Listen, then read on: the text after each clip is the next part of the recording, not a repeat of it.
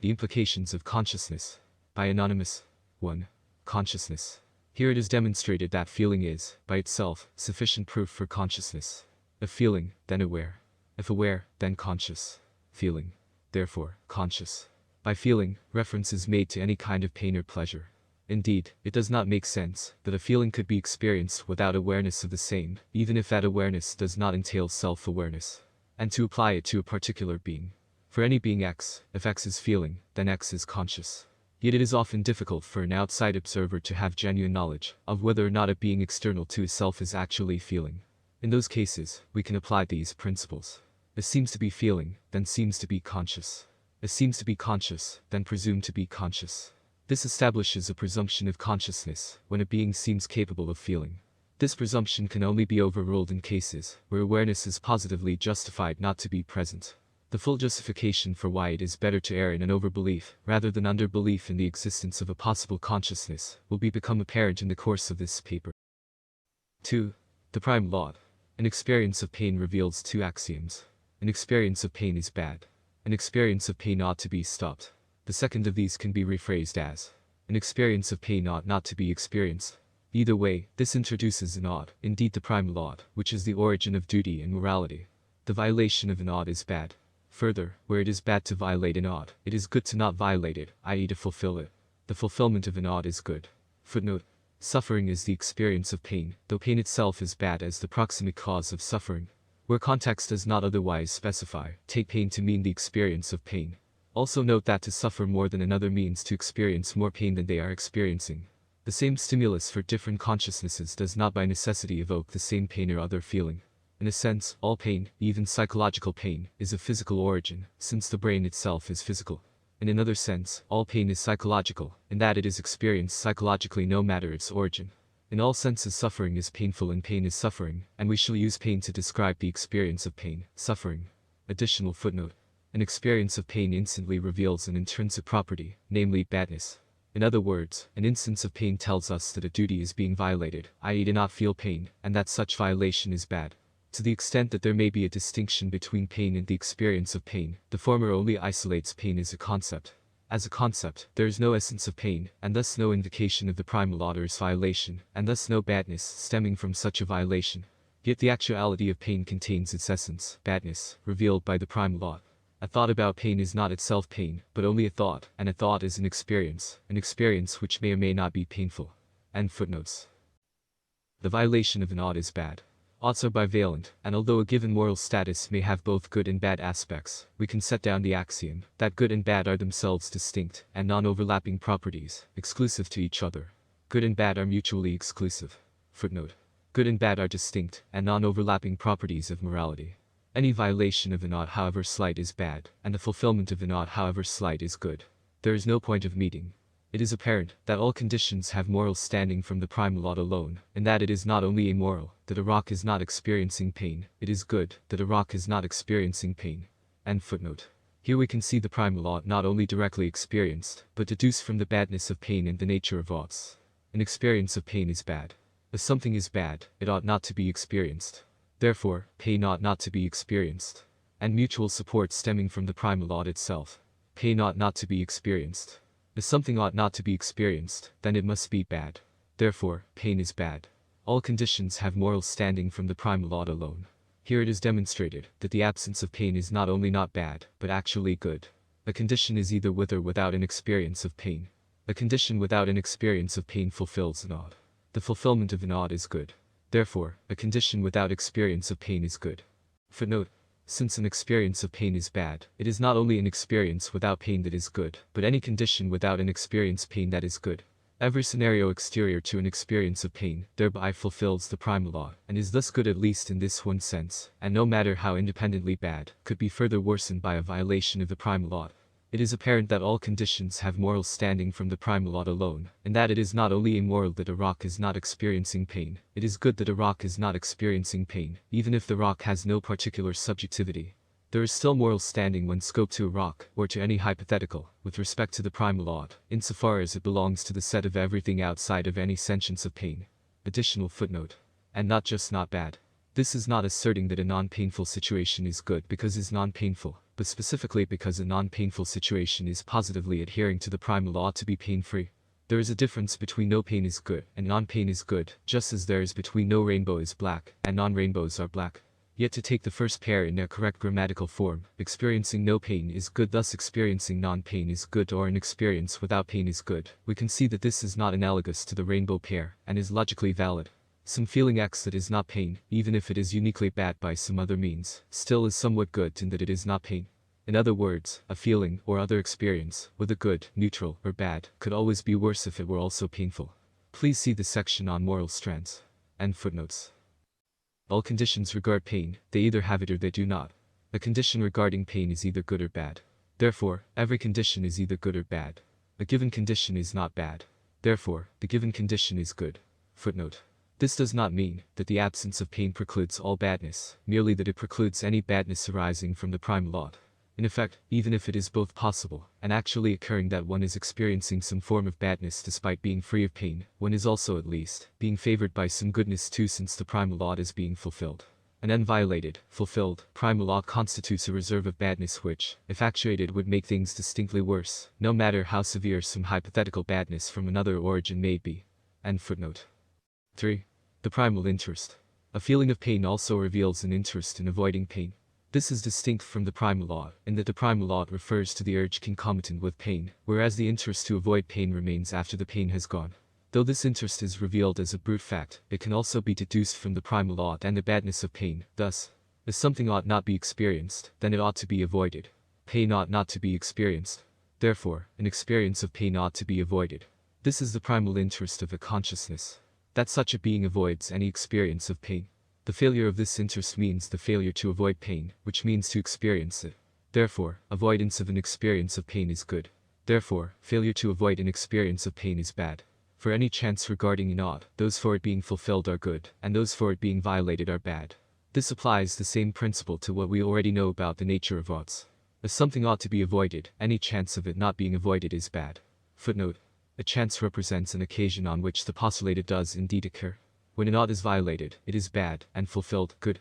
Given that a whole probability is divided by some number of chances, it is in fact a bundle of chances. A probability with a non-zero chance of an ought being violated is bad, whereas a probability with a zero chance of an ought being violated, and thus fulfilled, is good. Thus any mere chance of pain, i.e., risk, is itself bad, and any chance of an X in pain being eliminated is good. End footnote. Footnote. The fulfillment of an ought means perfect obedience of a condition, not necessarily a sentient agent, and as has been proven, this obedience extends to avoiding its violation.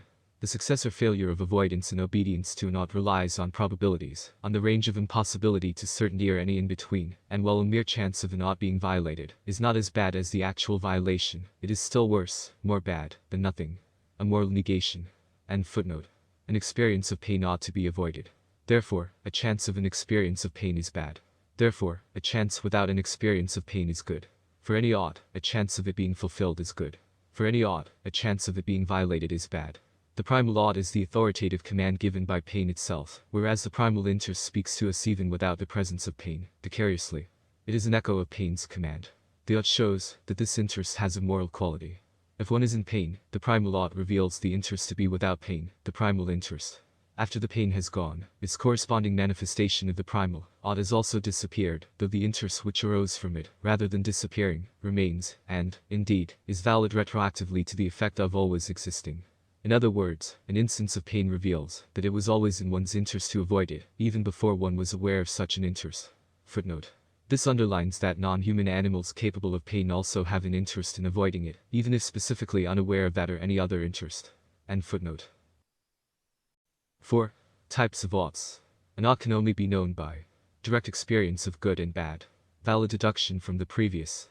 While every ought entails good for its fulfillment and bad for its violation, not every ought equally empowers these moral attributes. There are 4 different kinds of oughts. Footnote. If ought, then do.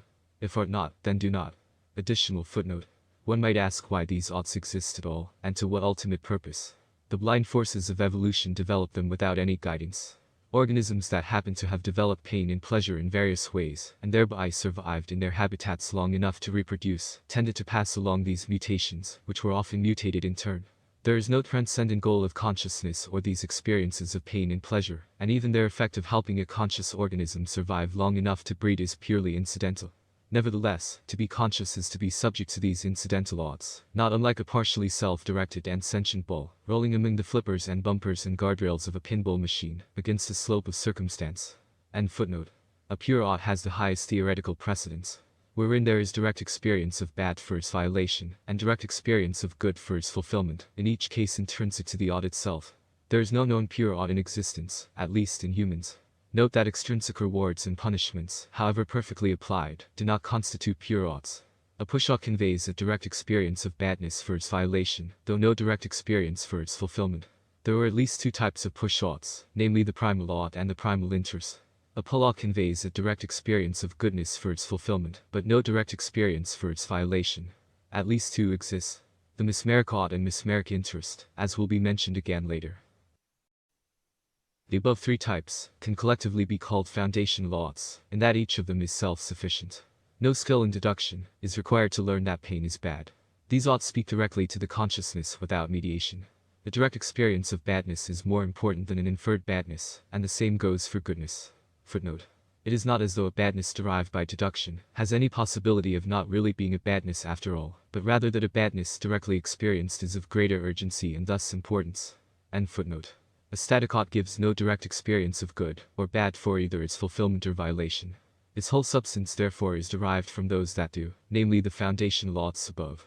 It consists of two different classes: axiomatic oughts, of which at least two exist, the meta ought and interest; derivative oughts, which comprise the great majority of all oughts. A second-degree derivative static ought is an ought directly in service to a pure, push, or pull ought, which are always of the first degree. A third-degree one is in service to a second-degree one, and so on. For example, 1. Push ought. The pain in my finger ought to be stopped. 2. Second-degree derivative ought. I ought to remove my finger from the flame. 3. Third-degree derivative ought. I ought to pull my arm back. A true ought is any ought that is real, i.e., one of the above, and not just a preference or arbitrary command. It is either a pure, push, or pull ought, or an ought rightly derived from them. Below is an example of a succession of 4 true oughts. 1. Primal interest. I ought to avoid pain. 2. Second-degree derivative ought. I ought not burn myself. 3. Third-degree derivative ought. I ought not touch the fireplace. 4. Fourth-degree derivative ought. I ought not go near the fireplace. 2 through 4 are different degrees of derivative ought, with lower degrees taking higher precedence, being closer to the foundation. An ought may be true, though being dozens of degrees from a foundation, though with more links comes greater risk for error. Footnote. For a given consciousness at any time, there is some number of relevant true oughts. The derivative ones furnish the best chance of finding good and avoiding bad, though vast and perhaps even perfect knowledge and processing power would be necessary to know and weigh all of them, particularly those with long causal chains. End footnote. The fourth degree ought presumes that going near the fireplace furnishes a chance of touching it, which in turn furnishes a chance to burn oneself, which in turn furnishes a chance of pain. Stronger chains can override this one, such as the need to go near the fireplace to tend to the fire and prevent it going out, and resulting in the painful condition of being cold, or to prevent it going out of control and burning the house down. In this case, the ought to not go near the fireplace is still valid, though other approaches to the primal ought might demand more urgent attention and obedience. In contrast, the statement "you ought to choose a blue shirt instead of a green one" is not a true ought, unless it is firmly grounded in a valid causal chain as above. This also goes for more colloquial oughts like "you ought to turn left to get to this store." While conditional, such colloquial oughts do not necessarily even attempt to convey moral goals. Footnote. Getting to the store could by stages prevent a violation of the primal ought, being hungry, for example. However, such a colloquial ought as presented in the example is not necessarily predicated on a chain to that extent, or even one at all. End footnote. 5. The mesmeric ought. An experience of pleasure reveals 2 further axioms. An experience of pleasure is good. An experience of pleasure ought not to be stopped. Footnote. This is different than pleasure ought to be experienced, since the immediate axiom simply states that an ongoing and existing pleasure ought not to cease, and does not directly state that pleasure ought to be sought from a state of non-pleasure. However, this latter ought is proven anyway by a simple deduction. To not be stopped implies an increase, in duration only, though not necessarily in scope or intensity. That is, that the experience of pleasure should endure and lengthen, without a qualitative change in that ongoing experience. A desire for more than is being experienced is not intrinsic to pleasure itself, and this longing is a type of pain. End footnote. Whereas the primal ought is a push ought, the mesmeric ought is a pull ought. It furnishes an intrinsic reward for its fulfillment, the experience of pleasure itself. There is no downside, however, to neglecting the maintenance or acquisition of pleasure that is independent of the primal ought or primal interest, such as frustration at the loss or denial of such a pleasure. Footnote: the primal ought and interest can be used to create a duty to see pleasure indirectly. This occurs when there is a longing or other type of painful frustration to the end that one should experience pleasure in other to relieve such painful longing. End footnote. Here we can see that each axiom can also be deduced from the other. An experience of pleasure is good. As something is good, it ought to be experienced. Therefore, pleasure ought to be experienced. If something ought to be experienced, then it ought not to be stopped. Therefore, an experience of pleasure ought not to be stopped. Footnote: here on the second line is it important to bear in mind that the goodness is apparent by the ought not of the previous clause. An ought has good and bad on either side of its fulfillment and violation respectively, and so if a true ought declares that the cessation of some ongoing condition is bad, then the continuance of that condition is good by definition, at least in right of that particular ought. Some conditions can produce multiple effects simultaneously. End footnote. And secondly, an experience of pleasure ought not to be stopped. If something ought not to be stopped, then it must be good. Therefore, pleasure is good. As we have seen, every entity is either with or without an experience of pain, and thus some good or bad can scope to it in right of the primal ought, a moral status of the first degree. With the push ought of pleasure, however, any first degree badness only devolves upon a situation where an ongoing pleasure stops. And even so, that badness, being only inferred, is much less important than a badness that is directly experienced. While there is badness scope to any condition without the experience of pleasure, it is an indirect badness, one that derives from the static axiomatic ought that good ought to be experienced, which is violated when and precisely to the extent that good is not experienced, and it is 2 degrees removed even from this. 6. The mesmeric interest. A feeling of pleasure also reveals an interest in having it continue. If something ought not be stopped, then it ought to be continued. An experience of pleasure ought not to be stopped. Therefore, an experience of pleasure ought to be continued. This is the mesmeric interest of a consciousness. The failure of this interest means the failure to continue pleasure, which means the cessation of it. Therefore, continuance of an experience of pleasure is good. Therefore, failure to continue an experience of pleasure is bad. In practice, there is no difference between the mesmeric ought and the mesmeric interest, since both exist toward the continuance of an ongoing pleasure. Though it does reveal and support that every ought forms an interest toward the fulfillment of that ought. Note that the mesmeric interest is not an interest for pleasure to be commenced from a state of non-pleasure. There is a derivative ought to that end, but it comes 2 degrees removed, writing along with the principle that any good ought to be experienced, and pleasure, being good, therefore ought to be experienced. This interest thus comes about in a very general way, the violation of which results in no direct experience of bad, though the fulfillment of which in this particular case results in a direct experience of good. 7. The meta ought and interest. While it is bad to have, say, some risk of pain, it is also independently bad that one is experiencing any badness at all, rather than not doing so. For example, an unavoidable pain is bad in that it is pain, and also bad in that it is unavoidable. In other words, it is bad in particular that one is experiencing the badness of risk of pain, but it is also bad in general that one is experiencing any particular badness. Footnote: in another example, the physical and emotional pains of a natural disaster are bad, but it is bad in a different sense that there was a natural disaster at all, rather than there not being one. End footnote. The nature of ought reveals that goodness ought to exist and badness ought not to exist. We have already seen that to fulfill an ought is good, and to violate an ought is bad. This directly implies the meta ought, namely that every ought ultimately supports the creation and sustaining of goodness, and the avoidance and abolition of badness, and it is this ulterior ought that is the logical basis of every other ought. The primal ought, in contrast, is the most direct ought, in that it needs no such logical deduction to know.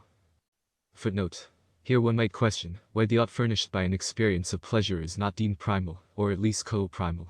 It is more important to avoid the active badness of pain than to avoid the passive badness that exists in the deprivation of pleasure. End footnote. We have already seen the meta ought alluded to in previous sections. If something is bad, it ought not to be experienced. If something is good, it ought to be experienced. A formal statement of the meta ought is: goodness ought to exist and badness ought not to exist. Further deductions take, not only quality, but quantity of these values into account. More good is preferable to less good. Less bad is preferable to more bad. When subjected to an arbitrary amount of pain, it is one's primal interest to avoid experiencing even more pain, in intensity, scope, and/or duration. More pain also correspondingly contravenes the primal ought. Therefore, some arbitrary amount of pain less than maximum pain is preferable to maximum pain. Calm exists. Footnote: i.e., a condition of neither pleasure nor pain. End footnote. Both pleasure and calm are good, in that they fulfill the primal law of not being experiences of pain. The opposite of pain is not pain, i.e., pleasure and calm. Whereas calm is good in only one sense, fulfilling the primal law, pleasure is good in two senses, in fulfilling the primal law, and by its own nature. Therefore, there is a moral preference for the good of pleasure over the good of calm, though only when the gain of such pleasure, or its potential does not entail more badness than the alternative of calm. One has an interest, via the nature of oughts, to obtain the highest goodness which does not entail any badness, such as the cost or risk of pain. This is the meta-interest. Since goodness ought to exist and badness ought not to exist, subverting goodness or promoting badness is a violation of the meta-ought, just as promoting goodness or subverting badness is a fulfillment. Footnote. Here, subversion means to prevent, reduce, or minimize, and promotion means to cause, increase, or maximize. End footnote. If goodness ought to exist, then it ought not be subverted. If goodness ought to exist, then it ought to be promoted. Goodness ought to exist. Therefore, goodness ought not be subverted. Therefore, goodness ought to be promoted. If badness ought not exist, then it ought to be subverted. If badness ought not exist, then it ought not be promoted. Badness ought not exist. Therefore, badness ought to be subverted. Therefore, badness ought not to be promoted. For any act or thought or belief, 7 possibilities exist as to its rightful treatment by any relevant consciousnesses depending on scope and standing. It ought to be either 1. Required. 2. Encouraged. 3. Observed. 4. Nothing. 5. Ignored. 6. Discouraged. 7. Forbidden. Which of these pertain is determined solely by morals. Preferences are themselves valences derived from subjective moral value, though as we will see later subjective moral value is not the only kind of moral value in existence. The meta-ought also reveals the corresponding meta-truth. It is good for good to exist and bad for bad to exist. 8. Subjective badness defined. What is badness? Subjective badness, anyway, that existing solely through the experience of a consciousness without reference to any others, can be listed as follows. B1. Active badness. B11. A violation of a pure ought is actively bad. If a pure ought exists, its violation means a direct experience of badness, like an experience of pain, but also a direct experience of goodness for its fulfillment, the absence of which make this violation worse than just a direct experience of badness itself. B12. An experience of pain is actively bad. An experience of pain reveals its intrinsic property of badness. This is separate from the primal ought. B13. A violation of a push ought is actively bad. The primal ought and the primal interest are push oughts. Their violation means an experience of pain, and thus a direct badness. B2. Passive badness. B21. A violation of a pull ought is passively bad. Pull oughts do not furnish a direct experience of badness for their violation, and thus such violation is only a passive badness. Yet the fulfillment of a pull ought furnishes a direct experience of goodness, and so such a violation also implies a deprivation of that active goodness, which makes such a violation worse than the violation of an ought without such a deprivation. B22. A violation of the meta ought is passively bad. Neither the violation nor fulfillment of the meta ought provide direct experiences of goodness and badness, though its violation is still worse than other static oughts, i.e., derivative oughts, since the very existence of those other oughts is inferred by the meta ought. B23. A violation of a derivative ought in the service of a pure ought is passively bad. The badness of the violation of derivative oughts is relative to the class of ought to which they are in service. B24. A violation of a derivative ought in the service of a push ought is passively bad. B25. A violation of a derivative ought in the service of a pull ought is passively bad. B26. A violation of a derivative ought in the service of the meta ought is passively bad. B27. A chance of a violation of a pure ought is passively bad. It is not morally the same to have no chance for a direct experience of badness, i.e., pain, and to have some chance of it. The situation where there is a chance is worse, more bad, in its own right. The chance of any badness is also bad in the same way. B28. A chance of a violation of a push ought is passively bad. The badness of each chance of badness is relative to the badness of the condition which is chanced. B29. A chance of a violation of a pull ought is passively bad. B210. A chance of a violation of the meta ought is passively bad. B211. A chance of a violation of a derivative ought in the service of a pure ought is passively bad. B212. A chance of a violation of a derivative ought in the service of a push ought is passively bad. B213. A chance of a violation of a derivative ought in the service of a pull ought is passively bad. B214.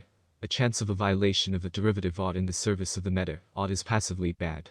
This comprehensively concludes the categories of things which are can be subjectively bad for consciousness.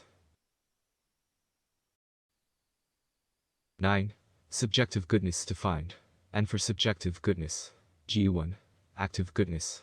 G11. A fulfillment of a pure ought is actively good. If a pure ought exists, its fulfillment means a direct experience of goodness, like an experience of pleasure, but also a direct experience of badness for its violation, the absence of which make this fulfillment better than just a direct experience of goodness itself. G12. An experience of pleasure is actively good. An experience of pleasure reveals its intrinsic property of goodness. This is separate from the mesmeric ought. G13. A fulfillment of a pull ought is actively good. The mesmeric ought and the mesmeric interest are pull oughts. Their fulfillment means an experience of pleasure and thus a direct goodness. G2. Passive goodness. G21. A fulfillment of a push ought is passively good. Push oughts like the primal ought do not furnish a direct experience of goodness for their fulfillment, and thus such fulfillment is only a passive goodness. Yet the violation of a push ought furnishes a direct experience of badness, and so such a fulfillment also implies an avoidance of that active badness, which makes such a fulfillment better than the fulfillment of an ought without such an avoidance. G22. A fulfillment of the meta ought is passively good. Neither the violation nor fulfillment of the meta ought provide direct experiences of goodness and badness, though its fulfillment is still better than other static oughts, i.e., derivative oughts, since the very existence of those other oughts is inferred by the meta ought. G23. A fulfillment of a derivative ought in service to a pure ought is passively good. The goodness of the fulfillment of derivative oughts is relative to the class of ought to which they are in service. G24. A fulfillment of a derivative ought in service to a pull ought is passively good. G25. A fulfillment of a derivative ought in service to a push ought is passively good. G26. A fulfillment of a derivative ought in service to the meta ought is passively good. G27. A chance of a fulfillment of a pure ought is passively good. It is not morally the same to have no chance for a direct experience of goodness, i.e., pleasure, and to have some chance of it. The situation where there is a chance is better, more good, in its own right. The chance of any goodness is also good in the same way. G28. A chance of a fulfillment of a pull ought is passively good. The goodness of each chance of goodness is relative to the goodness of the condition which is chanced. G29. A chance of a fulfillment of a push ought is passively good. G210. A chance of a fulfillment of the meta ought is passively good. G211. A chance of a fulfillment of a derivative ought in service to a pure ought is passively good. G212. A chance of a fulfillment of a derivative ought in service to a pull ought is passively good. G213. A chance of a fulfillment of a derivative ought in service to a push ought is passively good. G214. A chance of a fulfillment of a derivative ought in service to the meta ought is passively good. This comprehensively concludes the categories of things which can be subjectively good for a consciousness. 10. Moral strands. An act or condition can have mixed moral qualities and/or effects, even though morals themselves, i.e., goodness and badness, are mutually exclusive. This implies an elemental and indivisible, though figurative, substance of morality, which can be bundled with a single condition, or act much like individual fibers comprise a muscle. Footnote. A moral element is either bad or good. End footnote. A condition may occur in which there is at once both lack of actual pain, good, and a chance of an experience of pain, bad. Goodness and badness are mutually exclusive. Therefore, a condition may be both good and bad at once. An act or condition can be wholly good or bad, or of mixed moral qualities. In the latter case, we can say that such an act or condition possesses coexisting moral strands. That is, there is no cancelling out of the good and bad which produces a net goodness or badness, but rather both persist alongside each other, registering the precise moral quality of that act or condition. Moral aspect can be seen as the minor or non-dominant moral strands, when of a different quality than the primary or dominant one. Footnote. Such as, the lollipop gave me a toothache, but had the good aspect of tasting good. End footnote. For the sake of simplicity, we can refer to a good moral element as a bon, and a bad one as a mal. Footnote. Unlike Bentham's hedons and dolors, bons and mals represent discrete and unchanging quantities in the experience of goodness and badness. We take one bon to represent precisely the same minimal subjective experience of goodness for any consciousness, and one mal the same for badness. End footnote. Even whilst each is a pure expression of its respective moral quality, they exist in different intensities, which one might helpfully imagine as entities of varying brightness, perhaps orange for mals, and blue for bons. 20 mals diluted over time are not equivalent to 20 mals concentrated into a single moment. Footnote. That is, 20 distinct experiences of one mal, versus one experience of 20 mals. End footnote. And alone consciousness in torment is not a morally equivalent condition to numerous consciousnesses experiencing a mild discomfort, even if the total mals in each case is the same. Footnote. A good metaphor for this is furnished by thinking of holes in the ground, or mounds of dirt, with a mal being a distinct hole, and a bon a distinct hill, respectively.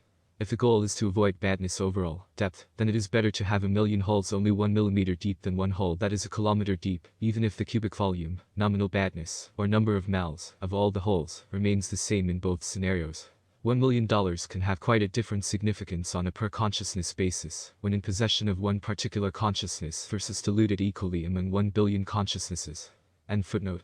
Though all feeling is experienced within the consciousness, distinct pains and pleasures may give the sensation of originating in a particular part of the organism attached to such a consciousness, such as the feeling of a hurt finger or hurt knee.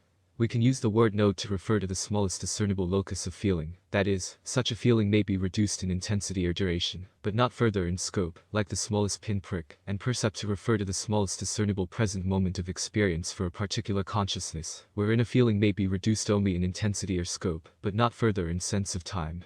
Footnote. Or species present. Additional footnote. The objective length of a percept will differ between some species, and perhaps even between all consciousnesses. 1 minute to a mouse might feel very different than 1 minute to a dolphin, and an hour to a toddler might feel quite different than an hour to that same person in old age. End footnotes. 11. Scale of pain. Pain exists in several forms. Nociceptive pain, neuropathic pain, nociplastic pain, psychogenic pain, and emotional pain. Footnote. And perhaps others in different consciousnesses. End footnote. We are interested in the conscious experience of pain, and hence make no distinction between these types. The principal matter is that pain exists, and it is bad for a consciousness to experience it. The McGill Pain Index identifies 20 distinct expressions of pain in humans. 1. Flickering, pulsing, quivering, throbbing, beating, and pounding. 2. Jumping, flashing, and shooting. 3. Pricking, boring, drilling, and stabbing. 4. Sharp, cutting, and lacerating. 5. Pinching, pressing, gnawing, cramping, and crushing. 6. Tugging, pulling, and wrenching. 7. Hot, burning, scalding, and searing. 8. Tingling, itchy, smarting, and stinging. 9. Dull, sore, hurting, aching, and heavy. 10. Tender, taut, tight, rasping, and splitting. 11. Tiring, and exhausting. 12. Sickening, and suffocating. 13. Fearful, frightful, and terrifying. 14. Punishing, grueling, cruel, vicious, and killing. 15. Wretched, and blinding. 16. Annoying, troublesome, miserable, intense, and unbearable. 17. Spreading, radiating, penetrating, and piercing. 18. Tight, numb, and squeezing, drawing, and tearing. 19. Cruel, cold, and freezing. 20. Nagging, nauseating, agonizing, dreadful, and torturing. Mental pains include forms like anger, anxiety, depression, sadness, frustration, disappointment, terror, humiliation, and jealousy, among others, in all their various degrees, such as annoyance being on the same spectrum as rage. They are all colloquially characterized as unpleasant, yet they are worse than merely calm, which is also literally not pleasant. The absence of both pleasure and pain. In medicine, a 0 to 10 scale of pain is often used to gauge pain in patients. We shall make a scale too, though from 0 to 100, wherein each score on the 0 to 10 scale is multiplied by 10. Any feeling can be viewed by how much attention it involuntarily consumes, or how much distractedness it induces. On our scale, 1 will represent barely discernible pain, 0.1 on the medical scale, and 100 will represent maximum pain, 10 on the medical scale. Next we shall determine how much worse 100, maximum possible pain, is than 1, minimally discernible pain, to consciousness. Footnote. Note that this comparison does not suggest that similar stimuli will necessarily evoke similar experiences of pain in different consciousnesses. End footnote. We estimate this by imagining a trade-off. The number of seconds of minimal pain that one would willingly endure, some barely felt mental or physical discomfort, which is probably the ordinary state of being for most anyway, in order to avoid even 1 full second of consummate mental and physical torture. It is safe to presume that the vast majority of human beings would prefer to indefinitely postpone 1 second of such excruciating and traumatizing pain, particularly when the alternative is only trivially distinct, if at all, from the ordinary experience of life in the first place. This in effect means that 1 full second of maximum pain is as bad or even worse than an entire lifetime of minimal pain. This also highlights the fact that we live life only 1 percept at a time, and thus the cumulative force of billions of seconds of minimal pain, though immense in total, is sufficiently diluted in the ongoing conscious experience to be dwarfed by the danger of just 1 second of maximum pain. Yet to be conservative and account for those who would make the trade-off at some unknown point, we shall instead use the half-life of a person instead of a full lifetime. The median age for people living in the world today is 36 years, according to the World Health Organization. So if this trade-off were made at such time, affecting the remainder of one's lifespan, then maximum pain is over a billion times worse than minimum pain. Footnote: 1,136,073,600 seconds in 36 years. Half of the WHO reported global human lifespan of 72 years. End footnote. Here we list the different levels of our pain scale, along with the descriptions from the corresponding levels of a medical pain scale. Footnote: the numbers 1 through 10 in the descriptive text have been multiplied by 10 in order to synchronize with those in our pain scale to prevent confusion. End footnote. We continue with the trade-offs in order to determine the relative badness that each successive experience of pain constitutes for consciousness. Level 100 pain. Quote: pain level 100 means unimaginable pain. This pain level is so intense you will go unconscious shortly. Most people have never experienced this level of pain. Those who have suffered a severe accident, such as a crushed hand, and lost consciousness as a result of the pain and not blood loss, have experienced level 100. End quote. Level 90 pain. Quote: pain level 90 is excruciating pain, so intense you cannot tolerate it and demand painkillers or surgery, no matter what the side effects or risk. If this doesn't work, suicide is frequent since there is no more joy in life whatsoever. Comparable to throat cancer. End quote. A truly horrible ordeal. Yet if it meant avoiding 1 second of the worst possible mental or physical tortures, one might willingly take on 2 to 4 seconds of level 90 pain. But probably not much more than that, since it is still so bad in its own right. Level 80 pain. Quote: pain level 80 is horrible pain. The pain you feel is so intense you can no longer think clearly at all, and have often undergone severe personality change if the pain has been present for a long time. Suicide is frequently contemplated and sometimes tried. Comparable to childbirth or a real bad migraine headache. End quote. Likewise, it seems one might trade 2 to 4 seconds of this pain for 1 second of level 90 pain. Psychologically, this could be equivalent to the acute grief of the death of a loved one, human or animal. Level 70 pain. Quote: pain level 70 consists of very intense pain. Much the same as level 60, except the pain completely dominates your senses, causing you to think unclearly about half the time. At this point you are effectively disabled and frequently cannot live alone. Comparable to an average migraine headache. End quote. The trade-off of 2 to 4 seconds is still holding. A migraine is a distracting pain with a strong manifestation of the prime lot. Yet according to our subsequent trade-offs, it is only about 1/25, or 4%, as bad as maximum pain. This means that it would take at least 25 seconds of an unrelenting migraine headache to equate to the suffering of 1 second of absolute pain. Level 60 pain. Quote: pain level 60 is an intense pain that is strong, deep and piercing. The pain is so strong it seems to partially dominate your senses, causing you to think somewhat unclearly. At this point you begin to have trouble holding a job or maintaining normal social relationships. Comparable to a bad non-migraine headache combined with several bee stings, or bad back pain. End quote. As the overall intensity of pain decreases, and one is able to function in spite of it, one is correspondingly able to tolerate more of it, and thus might be also willing to do so, in order to avoid a more debilitating and intense pain. So a 2 to 6 second trade-off is reasonable against a level 70 pain. Level 50 pain. Quote: pain level 50 is a very distressing strong deep piercing pain, such as a sprained ankle when you stand on it wrong or mild back pain. Not only do you notice the pain all the time, you are now so preoccupied with managing it that your normal lifestyle is curtailed. Temporary personality disorders are frequent. End quote. Pain level 50 is the putative half of pain level 100, as numbers go, yet clearly pain level 100 is far more than twice as bad as pain level 50. The few second trade-off is starting to spread out, but still generally holds. Compiling the successive trade-offs indicates that level 50 pain is about 1/500, a fifth of 1%, as bad as maximum pain as we have very conservatively estimated. That is, the pain of pressure put on a sprained ankle for just under 10 minutes is roughly equivalent to 1 second of experiencing being flayed alive, while simultaneously contemplating the same happening to one's most beloved, for example. Apologies for that glimpse of that hell, though it is necessary to underline how much worse level 100 is to level 50, which is also very bad itself. Level 40 pain. Quote: pain level 40 is a distressing strong and deep pain, like an average toothache, the initial pain from a bee sting, or minor trauma to part of the body, such as stubbing your toe real hard. So strong you notice the pain all the time, and cannot completely adapt. This pain level can be simulated by pinching the fold of skin between the thumb and first finger with the other hand, using the fingernails, and squeezing real hard. Note how the simulated pain is initially piercing, but becomes dull after that. End quote. It seems reasonable that one might prefer 5 to 10 seconds of this pain, in order to trade off 1 second of level 5 pain. Though still distractingly painful, pains at these lower levels is progressively easier to tolerate, since they consume less and less of one's full-time attention. Yet the pain of a bee sting is still tremendously more painful and bad than a minimally discernible discomfort. Level 30 pain. Quote.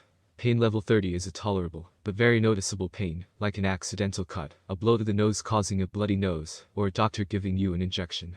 The pain is not so strong that you cannot get used to it.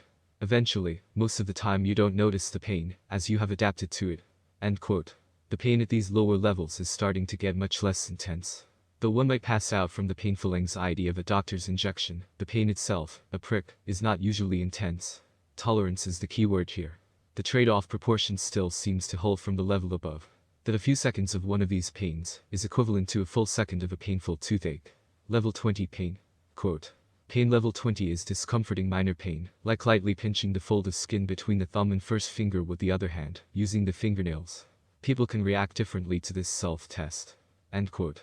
Since the descriptor is lightly, trying this results in what feels significantly less painful than a punch to the nose. One might trade upwards of a minute of this in exchange for a 1-second feeling of being cut. Level 10 pain. Quote. Pain level 10 means very light, barely noticeable pain, like a mosquito bite or a poison ivy itch. Most of the time you never think about the pain. End quote. Although this pain isn't at first glance substantially less than level 20 pain, as described, one must bear in mind that one's ability to tolerate this level 10 pain is substantially greater than that of level 20. At this scale, one might trade several minutes of dull mosquito bite irritation for a single acute pincing of sensitive skin between fingernails as described above. The difference between seconds and minutes may not seem like much at these levels of tolerable annoyance, but this could imply a difference of hundreds-fold in badness. Level 1 pain, the smallest, would be the most trivial one could possibly feel. Any less than it simply wouldn't be pain or even necessarily a feeling at all. These estimates seem to loosely fit a power function. This is not terribly surprising as the power law applies to many phenomena in nature. From the initial mass function of stars to the ratio of an animal's metabolism to its body mass. While scientific calibration of such a scale would require surveying a statistically meaningful sampling of all consciousnesses, and not only humans, this rough calculation does reveal that even what we think of as moderate pains, while terrible, are dwarfed by maximum pain. Insofar as maximum pain is always a potential for a consciousness, it is a risk, and therefore there is a certain badness in proportion to that risk pertaining to the existence of every consciousness. Also, since pain is bad, in a 1-to-1 ratio, this scale of pain is also identical to a scale of badness. Since the badness of a risk is determined by the pain that might arise over some duration times the chance of it, even a tiny chance of maximum pain, results in significant badness, due to the sheer degree of badness that such maximum pain entails, at least 1 billion times worse than nominal pain. Just as every moment of conscious experience entails some badness due to the hovering risk of pain, so is there some goodness, though not pleasure, during every such moment, equaling the difference between any badness presently being experienced, if any, and maximum badness, by the primal interest, in that such additional pain is being avoided. So, if one is not experiencing any pain, one is experiencing the good of the fulfillment of the primal ought maximally, though only in right of that particular lack of pain, which is to say in right of some particular note of feeling. Even if some consciousnesses were experiencing pain 40, and thus badness 40, they are also experiencing good 60 to the effect that it is good that such pain is not even worse. That their experience of pain is not maximal. Footnote. Normally this would be expressed in mals, though scales in this section have been kept the same as in the chart, in order to simplify direct comparisons. Additional footnote. The consciousness in a state of pure calm is at least experiencing goodness 100 for every node that is not in a state of maximum pain.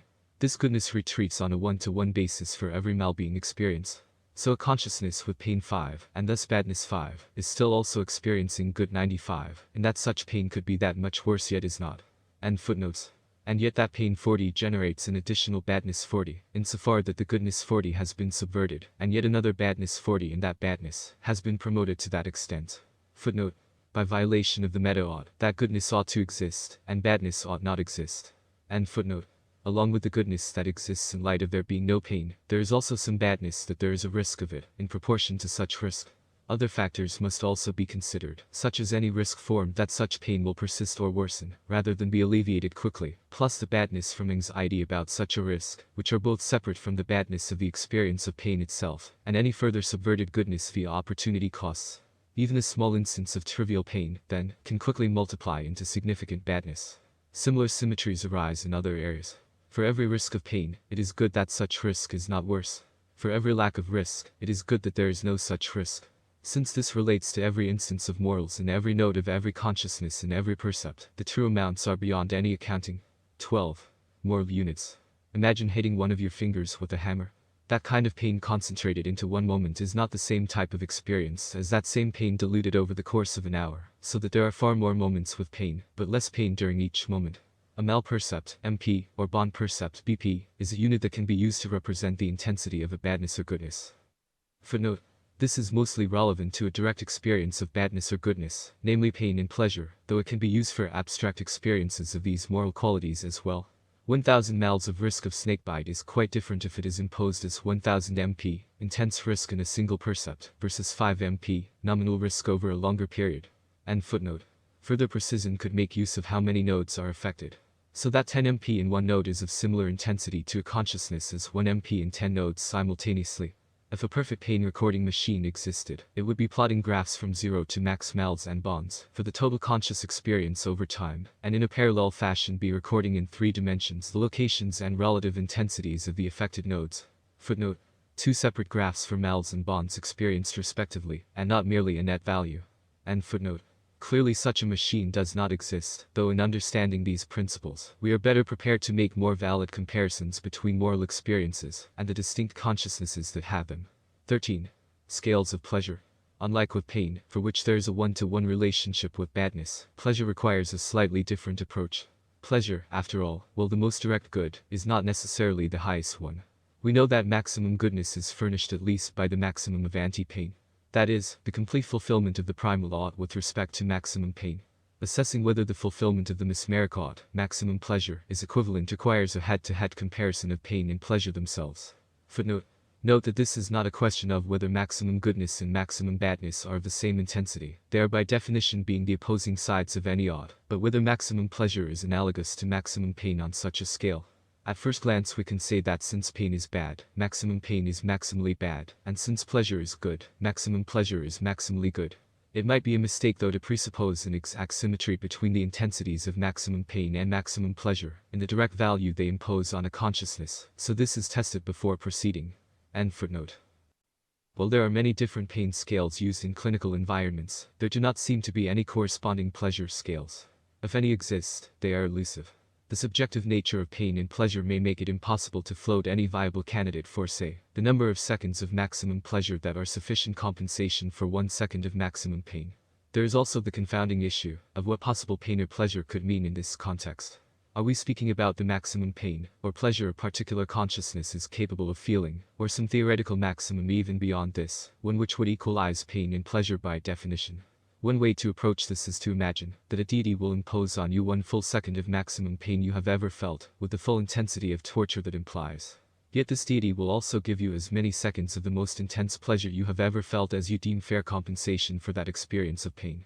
We'll presume this deity can read minds, and if it senses you being greedy instead of fair, will give you the pain without any pleasure at all.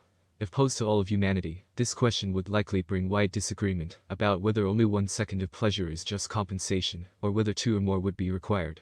It might be easier to look at the problem in the opposite direction. What is the highest level of pain, from our pain scale, above, that would be fairly endurable for 1 minute in exchange for 1 minute of the maximum pleasure you have ever felt? It seems, going down the list, that somewhere between a 70 and 80 would probably be the least controversial trade-off. To be conservative, which in this case means erring on the side of less greedy, we will go with 80. As a reminder, level 80 pain is horrible pain. The pain you feel is so intense you can no longer think clearly at all, and have often undergone severe personality change, if the pain has been present for a long time. Suicide is frequently contemplated and sometimes tried. Comparable to childbirth or a real bad migraine headache. This would mean 1 minute of a sublime orgasm would equate to 1 minute of the worst migraine. Each is distracting enough to hold one's undivided attention, though neither is apt to be a feeling of such intensity to be life-changing, like the trauma of an untreated crushed hand. According to the trade-offs between level 80 pain, level 90 pain, and level 100 pain, a fair trade for 1 minute of maximum pain would thus be about 7.5 minutes of maximum pleasure. This implies that maximum pain may be roughly 7.5 times more bad than maximum pleasure is good. Footnote.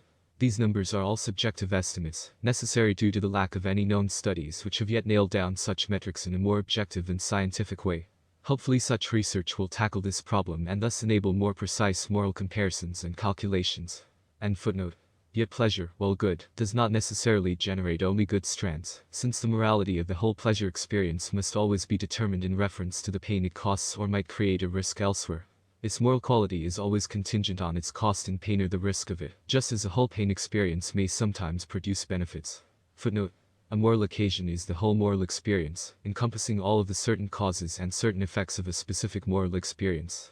Additional footnote: minimally at the cost and risk of existence. See the later section about birth. It is also worth noting that a longing for pleasure can manifest as a kind of pain in itself. And footnote: there are also the problems, at least in human beings, of reward sensitization, addiction, and long-term potentiation of pain. Reward sensitization means that we can become sensitized to a pleasure, and therefore require more of the stimulus to achieve the same effect. Since pleasure often arises only by way of some cost in pain, and pain often acts in the reverse manner, via long-term potentiation, a specific stimulus may actually invoke more pain, rather than less over repeated experiences. This means that a pleasure can become exponentially less efficient over time. Addiction, the erosion or complete loss of the freedom to abstain from a pleasure, brings about further badness, most directly in pains induced by a longing for such pleasure, and by the suppression of rational risk avoidance, and thus the primal interest in its pursuit. 14. Value. With the listing of all subjective goodnesses and badnesses, we see that value, or the valence of experience, is entirely wrapped up in these direct experiences of pain and pleasure, and the oughts that emanate from them. A sunset or a jewel is valuable for the pleasure it brings or the utility towards a pleasure or pain reduction that it furnishes. Food is valuable not only in the pleasure it produces in taste, but in the pains of hunger it prevents and eliminates. Money represents instrumental credit towards the acquisition of some hoped-for relief or boon. And the loss of something valuable means to lose something that grants or at least births new chances for pleasure, and or reduces or eliminates pains or the risk of them, or provides opportunities for the same. Footnote: happiness is an experience of pleasure, though not all experiences of pleasure constitute happiness. And footnote: experience itself, of which sentient life is a series, is still subject to massive values in goodness or badness, even when it is without any particular feeling, insofar as it is being deprived of both pain, good, and pleasure, bad, and to the extent that the risk or chance of either pertain. Colloquially speaking, a valuable experience is one bountiful with goodness or the increased prospect of it. But a horrible experience without any such upside is valuable too, albeit one of negative value. In other words, all value is moral value, not only ultimately, but altogether and at all times, and as such, can only exist in relation to one or more consciousnesses. 15. The sphere of experience. You experience everything in the present time. Even your memories and thoughts about the past and future, however accurate or imperfect they may be, are experienced in the present time. We can imagine a sphere representing the present as you experience it. Footnote: technically a mathematical solid ball. End footnote. Picture what it looks like in your mind. Three-dimensional and round, in wireframe. There are lines circling the sphere at even intervals, and intersecting like latitude and longitude do on a globe. The North Pole on this sphere is a single point representing the maximum pleasure you can possibly feel. The South Pole represents the maximum pain you can possibly feel. The very center of the sphere represents a state of pure calm. We can call this your sphere of experience. Every feeling you can possibly feel, in whatever quality or intensity or uniqueness, can be mapped somewhere within it. The infinite points of the sphere are capable of representing every possible feeling of every possible node of your consciousness from one percept to the next. Outside of your sphere is nothingness. Non-existence as far as your feelings go. A black void in every direction of total numbness and irrelevance, a void that is an increasingly attractive alternative as one sinks downward into the lower pain hemisphere. Footnote: it is of no objective import whether the medium of the consciousness is an organic body or an experience machine, except to the extent that other consciousnesses are affected. Even in that case, it is still of no subjective importance, whatever to the consciousness itself. Dreams are in many ways similar to experience machines, yet they can still furnish passive goodness and badness by the chance, or risk of the active goodness and badness of pleasures and pains experienced within them. These can also extend to the waking states, when one has a chance or risk of a good dream or nightmare respectively. End footnote. Yet in reality outside of your own sphere there is a whole universe of other spheres of experience, one for every consciousness, that presently exists anywhere, regardless of what species label we affix to the body it resides in. Countless spheres of experience so vast in their trillions, that they would appear like constellations of bright stars in the dark night sky. In addition to the sphere of experience, we can posit a sphere of value, where the North Pole is not maximum pleasure, but maximum goodness, and the South Pole is not maximum pain, but maximum badness. Footnote: Well, the South Pole would also represent maximum badness indirectly. Since there is a 1-to-1 ratio between them, maximum pleasure would only be roughly 13.3% of the way from the center to the North Goodness Pole, according to our estimates, being 1 divided by 7.5. End footnote. In this latter sphere we can map, not only immediate pains and pleasures, but also the full moral spectrum, including risks and potentials. Either of these spheres can represent more than alone consciousness. Any particular node, any size group of them, such as a whole arm, a group of persons, or even all individual members of a species. All consciousnesses on a planet. All consciousnesses in general. As with moral strands, such spheres are not to be taken literally, but as models they can help us to visualize the experiences and vulnerabilities of consciousnesses.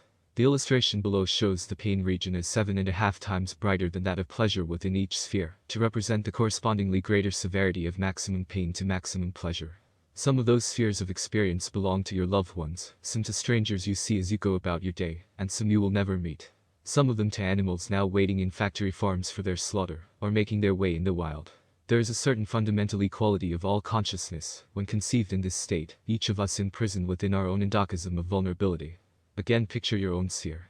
Let's say that you now have a small pain in your knee, and this appears as a small cluster of orange light points slightly in the southern pain hemisphere. At the same time you are listening to your favorite song, and this appears as a small cluster of blue light points in the northern pleasure hemisphere. The centers of these two clusters are not the same distance from the center if your enjoyment of the music is more intense than the slight pain in your knee, or vice versa. If we can know the average of all the coordinates of all your points of feeling in a given moment, we can know how you are feeling overall. Since the present moment is always changing, so are your points of feeling. Sharp changes in the intensity of a point, which is to say its vertical movement, can dramatically affect the overall average, and hence the flavor of your overall mood. Imagine the side of your sphere, discernible by its gray wireframe outline. Inside, tiny points of light are flashing around, representing every possible physical and mental feeling you are experiencing in every percept over time, precisely mapped in 3 dimensions. They are not evenly distributed, but bunched in various parts of the sphere in adjoining nodes, with outliers here and there. As moments pass, the clusters seem to drift and flow, form and dissipate like clouds. There is also a kind of inexorable gravity exerting a downward pull on all points throughout the whole sphere at all times, towards the maximum pain pole. Our bodies use different forms of continually renewing pain to coerce our conscious obedience to various voluntary acts. To drink, to eat, to excrete, to shift in position, to sneeze, to cough, to sleep. Each command, once satisfied, is destined to soon reappear, digging its spurs into our consciousness to compel compliance. We can imagine one's clearest capacity for reason, if any, as ideally seated at the center of the sphere, though in fact tenuously seated at the average center of all present points, and it is increasingly distorted as one approaches either pole, where it disappears altogether. That is to say, our sole faculty for dealing with our interests in a logical cause-effect manner vanishes in situations where it is most needed. The extreme polarity of the sphere exerts a chaotic influence on our compass of reason, just like the poles of a magnet defeat a compass needle. Spurious life self-assessments. His sphere value helps to illustrate the spuriousness of life self-assessments. Though one's mood moment to moment is apparent enough, being as it is a raw experience arising from the weighted average of all of one's present percepts, even a perfect and complete memory of all of one's previous percepts would itself be experienced through the confounding sphere of one's present percept, and would necessitate the accurate averaging, as it were, of the innumerable 3-dimensional coordinates of every percept over a lifetime. Footnote. And not just the 2 dimensions of north-south pain pleasure. After all, it is the positioning of these figurative points on the lateral and longitudinal axis, which determines which specific kind of positive or negative mood one is experiencing at a given time. End footnote. Even were this feat achievable, such an average would not suffice to address the more extreme experiences of great pains and pleasures, which would get superficially paved over in such an appraisal. And, as alluded to before, experiences of this kind are more morally important than similar moral quantities when diluted over longer periods. Footnote. The sum of pleasure experienced over long years of a favorite hobby would erode away the pain and trauma of a massive stroke, in this accounting, in a way at odds with how consciousness is really experienced. A life with many radical ups and downs could be falsely reckoned as indistinguishable in a summarized average from one that was entirely monotonous. End footnote. One could at best determine only that one's presently experienced life is or is not better than oblivion. Of course, one is still wholly ignorant of one's future life experiences. The worst thing that has ever happened to you hasn't necessarily happened yet. As long as one is living, irrespective of how good one thought one had it up to a given point, one yet could become the unluckiest sentient being to ever exist. Footnote. The luckiest is probably one that dies without pain, and quickly, experiencing only joy during its brief existence lived without attachment. Hence that particular distinction seems far less likely for one old enough to read this paper. End footnote. 16. Derivative interests. Derivative interest is that formed in service to the morality previously described. In effect, it is any activity in service to a derivative ought. The painful efforts of growing food, for example, are derivative to the end of eating, which in turn, is primary to the end of preventing the pains of starvation. Caution should be exercised regarding derivative interests too tenuously connected with moral goals, since this can lead to unnecessary pain and risk without sufficient benefit. I'll use the sphere of value metaphor. A derivative interest sometimes entails a calculated mission into the badness hemisphere, in order to prevent an even deeper, and/or longer, stay in it. 17. Being and knowing. Since derivative interests are based on knowledge, it is useful to ask, what exists, and how do we know it? Knowledge is not just justified through belief, it is a truth first, which is then justified, and then in consequence believed on that basis and only on that basis, and always in that order. Footnote. An unjustified belief cannot become a justified belief, since a whole belief always encompasses its justification, if it has any. An unjustified belief in X is not just a belief in X, but a belief in X because Y, with Y being an insufficient or faulty justification, even if that is simply a whim. If the same person gains real justification, Z, for believing X to be true, and X is true, then that is the new belief in X because Z, displacing in X because Y. If one later forgets Z, though still believes X, then it is no longer knowledge, but yet a new belief in X because undefined Z. Additional footnote. To believe one has justification for a belief that person A is in the room with you, because you see their twin sibling is to be deceived, even if the proposition is itself true, person A in reality being behind you. In this case, one gains the belief, because of faulty justification, and the truth is not causally connected to the belief. End footnotes. Feeling is the most direct truth. In this sense, an experience of pain is justified through belief on steroids. This does not mean that emotions signal the truth of various thoughts and propositions, but that the raw experience of feeling is intrinsically true. If you feel pain or pleasure, there can be no confusion about that, even if there can be a lot of confusion as to why you feel it, or how long it may last and so forth. Yet being convinced of a belief does not in any sense add justification for it. The justification in the case of a feeling is its direct experience, and it is that experience which justifies. Unfortunately, the set of all true things and the set of convincing things do not by necessity overlap, except where we can feel or reason from those feelings. Footnote. We can perceive reality through our senses too, though such senses are not reliable in the same way that feeling pain is reliably bad. Such sensory perceptions are not by necessity true. End footnote. Experience is a phenomenon distinct from matter and energy. Unlike those two, experience can be created and destroyed, as can value itself, which is a quality of experience. Another quality of experience is information, which can likewise be created and destroyed. Footnote. Sensory impressions constitute real-time information, creation and destruction instantaneously. For instance, the information generated and mostly forgotten, as one's gaze moves across a landscape. Additional footnote. When a Polaroid photograph is destroyed, its matter is not truly destroyed but converted to other forms. The information of the photograph, however, is utterly gone, and is not conserved any more than it can be quantified, except by the value such a destruction imposes on one or more consciousnesses. End footnotes. 18. Causation. The cause of a condition compels its occurrence. The moral quality of a condition is transitive to the cause of such condition. Note that this does not refer to intention. Rather, it means that, for example, the cause of pain is morally contiguous with the consequent condition of pain. The cause of a moral condition, i.e., the cause as a noun, retains that inherited moral attribute, even when viewed as a verb, i.e., to cause. Footnote. The foundational oughts do not make demands only upon consciousnesses, but upon everything. If I ought not experience pain, then anything causing me pain is in violation of that ought. End footnote.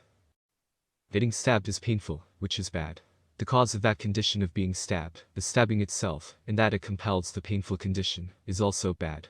The action aspect of that cause, that is, the bringing of that cause into existence, is likewise contiguous with this badness, as is the causal agent, since each is uniquely in violation of the primal ought. Footnote. That all of these are subjectively bad is clear from the perspective of the victim's subjective morality only. See the section on objective morals later as well. End footnote. There is no moral distinction between proximate and distal causes. Footnote.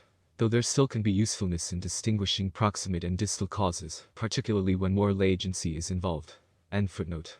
All such causes are bad, if they violate an ought, and good if they fulfill it, no matter how remote in the causal chain. Footnote. For example, a gust of wind against the back of a car which is already destined to strike a pedestrian. The gus is only bad if it increases that badness otherwise in the works, and thus violates an odd, or causes a new badness, or increases the chance of it. End footnote. 19. The will. We have seen that laws we take for granted in the physical world do not by necessity pertain to the consciousness. Consciousness is an emergent process constituting experience, and its qualities of value and information, both of which can be created and destroyed without their conservation as converted properties or attributes. Footnote. A perfect recording of the brain state at a given moment is ultimately a description, not an experience, and consciousness is an experience. End footnote. To the degree that consciousness can be conceived, not only as a process, but as an entity, it is not a physics chamber, it is an information chamber and a value chamber. Footnote. This is not to suggest a supernatural element to the consciousness, nor to the mechanisms of the brain, but rather to say that at the moment the first feeling was ever felt in the universe, a new stratum above the unfeeling and unfelt emerged. And the first time Vim was expended toward an intention, yet another stratum above that one, this time with causal unpredictability occurring at its interface with the lower strata, to the extent and degree that such Vim was summoned and directed. End footnote. By these differences physical causation differs to conceptual causation. With the will, it is conceptual causation that is occurring. Something can be less voluntary than it seems, but not more so. That is, while you could possibly be deceived about whether an apparently voluntary action is truly free, you cannot be deceived about having willful input into something that is involuntary. That is because of the existence of willful energy, which we shall call Vim. Vim is the resource of the consciousness, which is the crux of every odd. To focus and choose is to expend Vim. A motion performed by your body which was not conceptually caused by an expenditure of your Vim, is not within your moral responsibility. To purchase, so to speak, with Vim of some act is to be the agent of that act. To spend Vim is the very act of deliberateness. As such, one can never be mistaken about doing so, though one may be mistaken in doing so. Footnote. During the experience of the moment, at least, memory is another matter, and is not necessarily reliable regarding past feelings either, despite their innate truthfulness. End footnote. One might also doubt whether one's expenditure of Vim is actually free, or at least free enough to properly adhere to odds, given how constrained our decisions and opportunities can be by circumstances beyond our apparent control. Footnote. In any case, to doubt would be an undoubted expenditure of Vim, and it would be odd for evolution to create this illusory freedom only narrowly, and then expand previous Vim to contradict the illusion. End footnote. For an event to happen without our expenditure of Vim means that event was certainly not freely chosen or chosen at all. In the comparatively narrow scope of apparent freedom which evokes itself on all other occasions, are we no less subjugated to involuntary forces? The answer to that question depends on the nature of needs and wants, in particular whether needs and wants are ultimately coercive, or whether they are merely prompts. Footnote. Needs are not just super wants. Wants indeed often exist in opposition to needs and vice versa. End footnote. If they are prompts and not coercive, then our apparent freedom to expend Vim as we choose is genuine freedom. If they are coercive, then the scope of this freedom is curtailed massively, though still not wholly refuted. Footnote. Even if they are prompts, they can still be causes once chosen by Vim. The Vim incorporates the prompt into the causal chain, and as such, the one can be good or bad to the extent that it influences further moral effects. A prompt can cause, it just does not by necessity cause, and it would be a modal fallacy to presume that it does so on all occasions. End footnote. The coercion always has effect on an action, but a prompt does not. One can have any number of ongoing wants at a given time, yet act on none of them, so clearly they are not causes of action always. A want does not by necessity imply any effect except its notice. Wants, then, are prompts and not coercive. Needs are conditional to the ongoing existence of the consciousness, yet they are manifested as wants. As conditionals they are not coercive either, but also prompts. The if in these cases pertaining to whether the Vim is prioritizing the goal of the need or not. This lack of necessity breaks the chain of serial coercions, and in this gap is volition, even if this volition is still a matter of degree, and constrained by the qualities of judgment and opportunity. Footnote. The difference between a prompt and a cause is so-called free will. That is the space or gap in which volition can or does occur. End footnote. Given at least the potential for volition, every act of a conscious organism falls into one of four categories. Voluntary start and voluntary end. Voluntary start and involuntary end.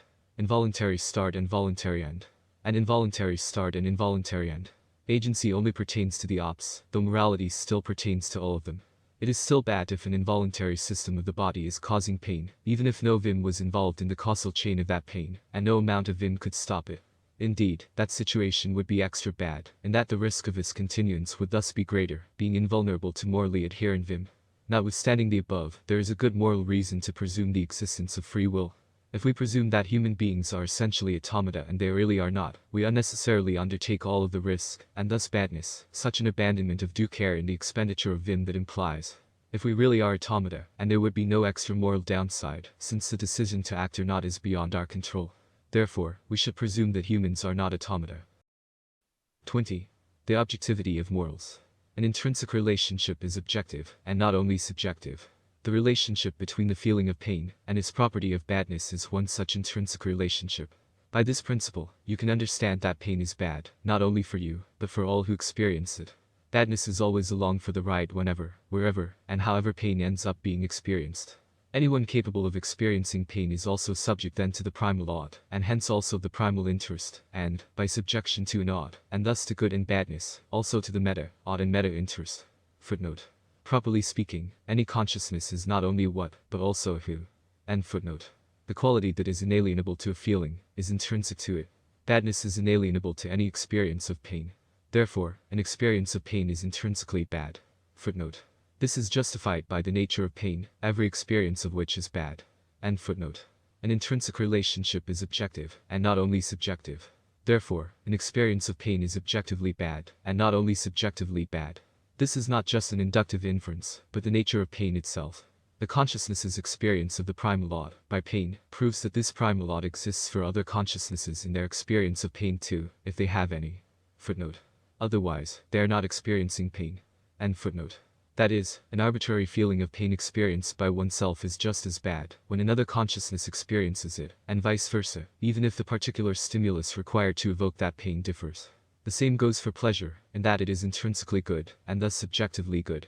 A feeling of pleasure has the property of being unquestionably good for any and every consciousness that experiences it, even if, again, the specific stimulus to evoke it differs, and even if the wider experience, taking into full account the costs and reverberating consequences, in badness, of that pleasure are not worth undertaking. Footnote.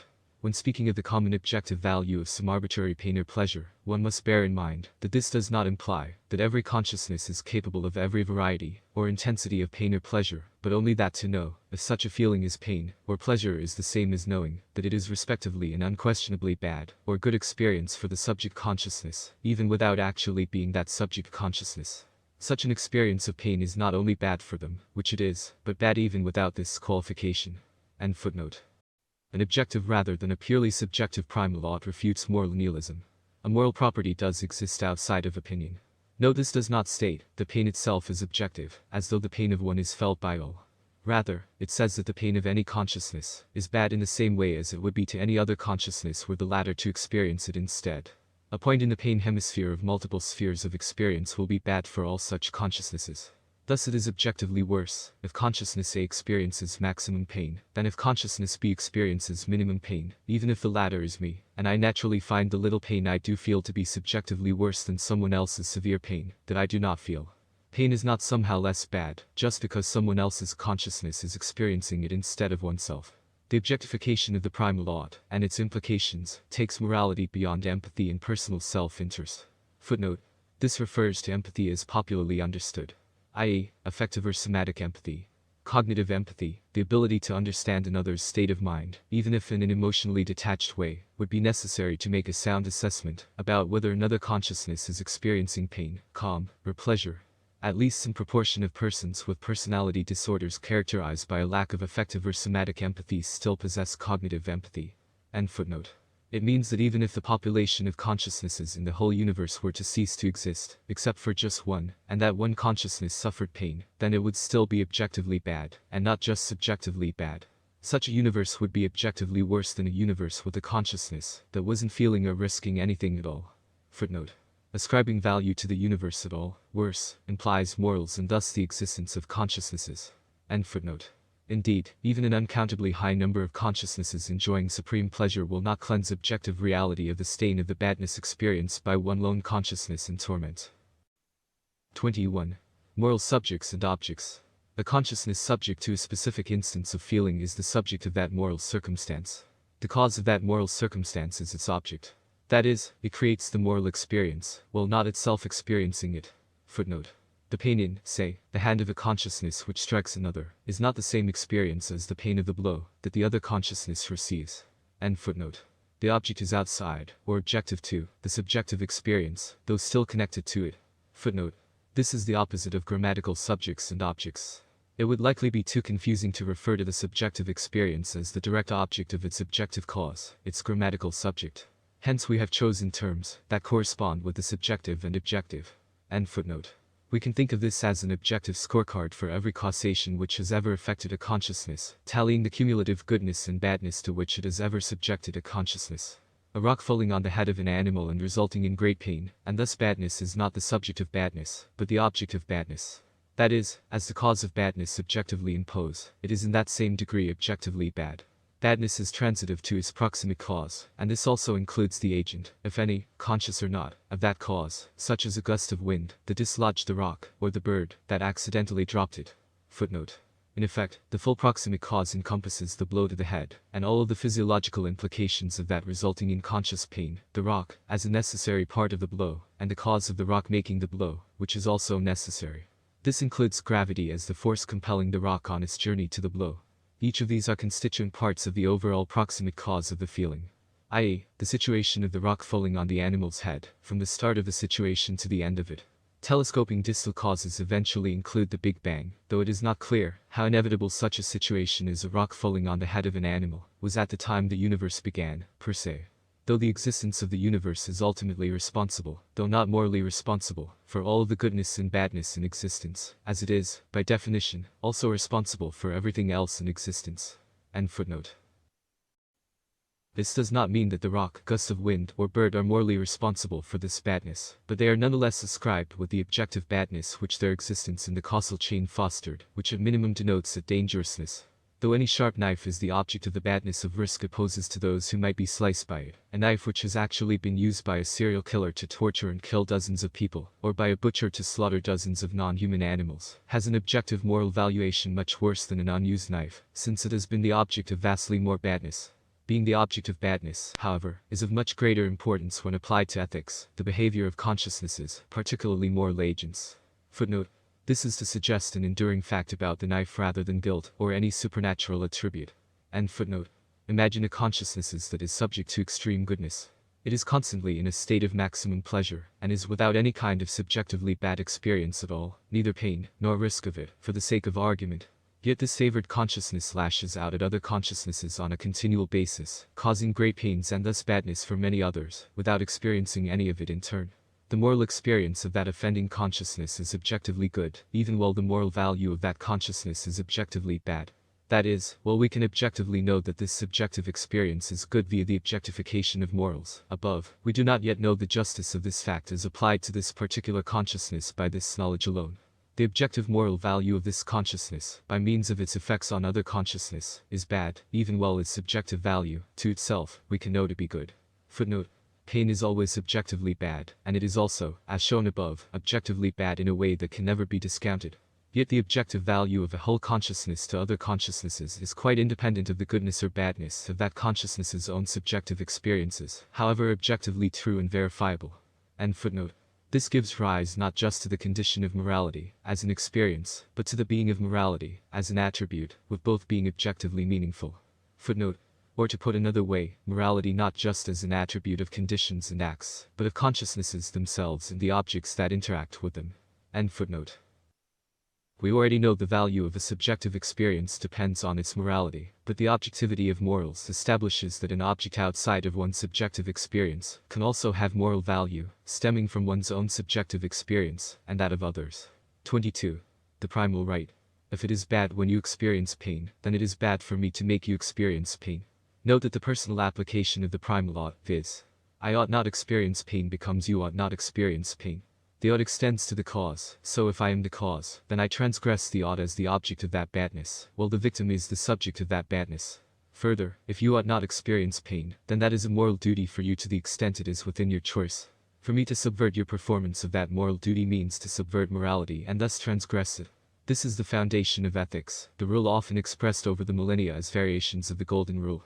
That you have a right not to have your performance of right morals tampered with or obstructed, and that anyone who does so is in breach of objective morality. Quote, no consciousness can be rightfully prevented from opposing badness and promoting goodness. End quote. This is the primal right. Footnote. This can also be written as, quote, no consciousness should be prevented from opposing badness and promoting goodnesses. End footnote. This right is called primal since no act, condition, or power can be moral, which is to say legitimate, which contradicts it. If a person needs a bone marrow transplant, for example, they cannot coerce others into donating their bone marrow, since to do so would violate the primal rights of such persons to avoid pain and hence badness.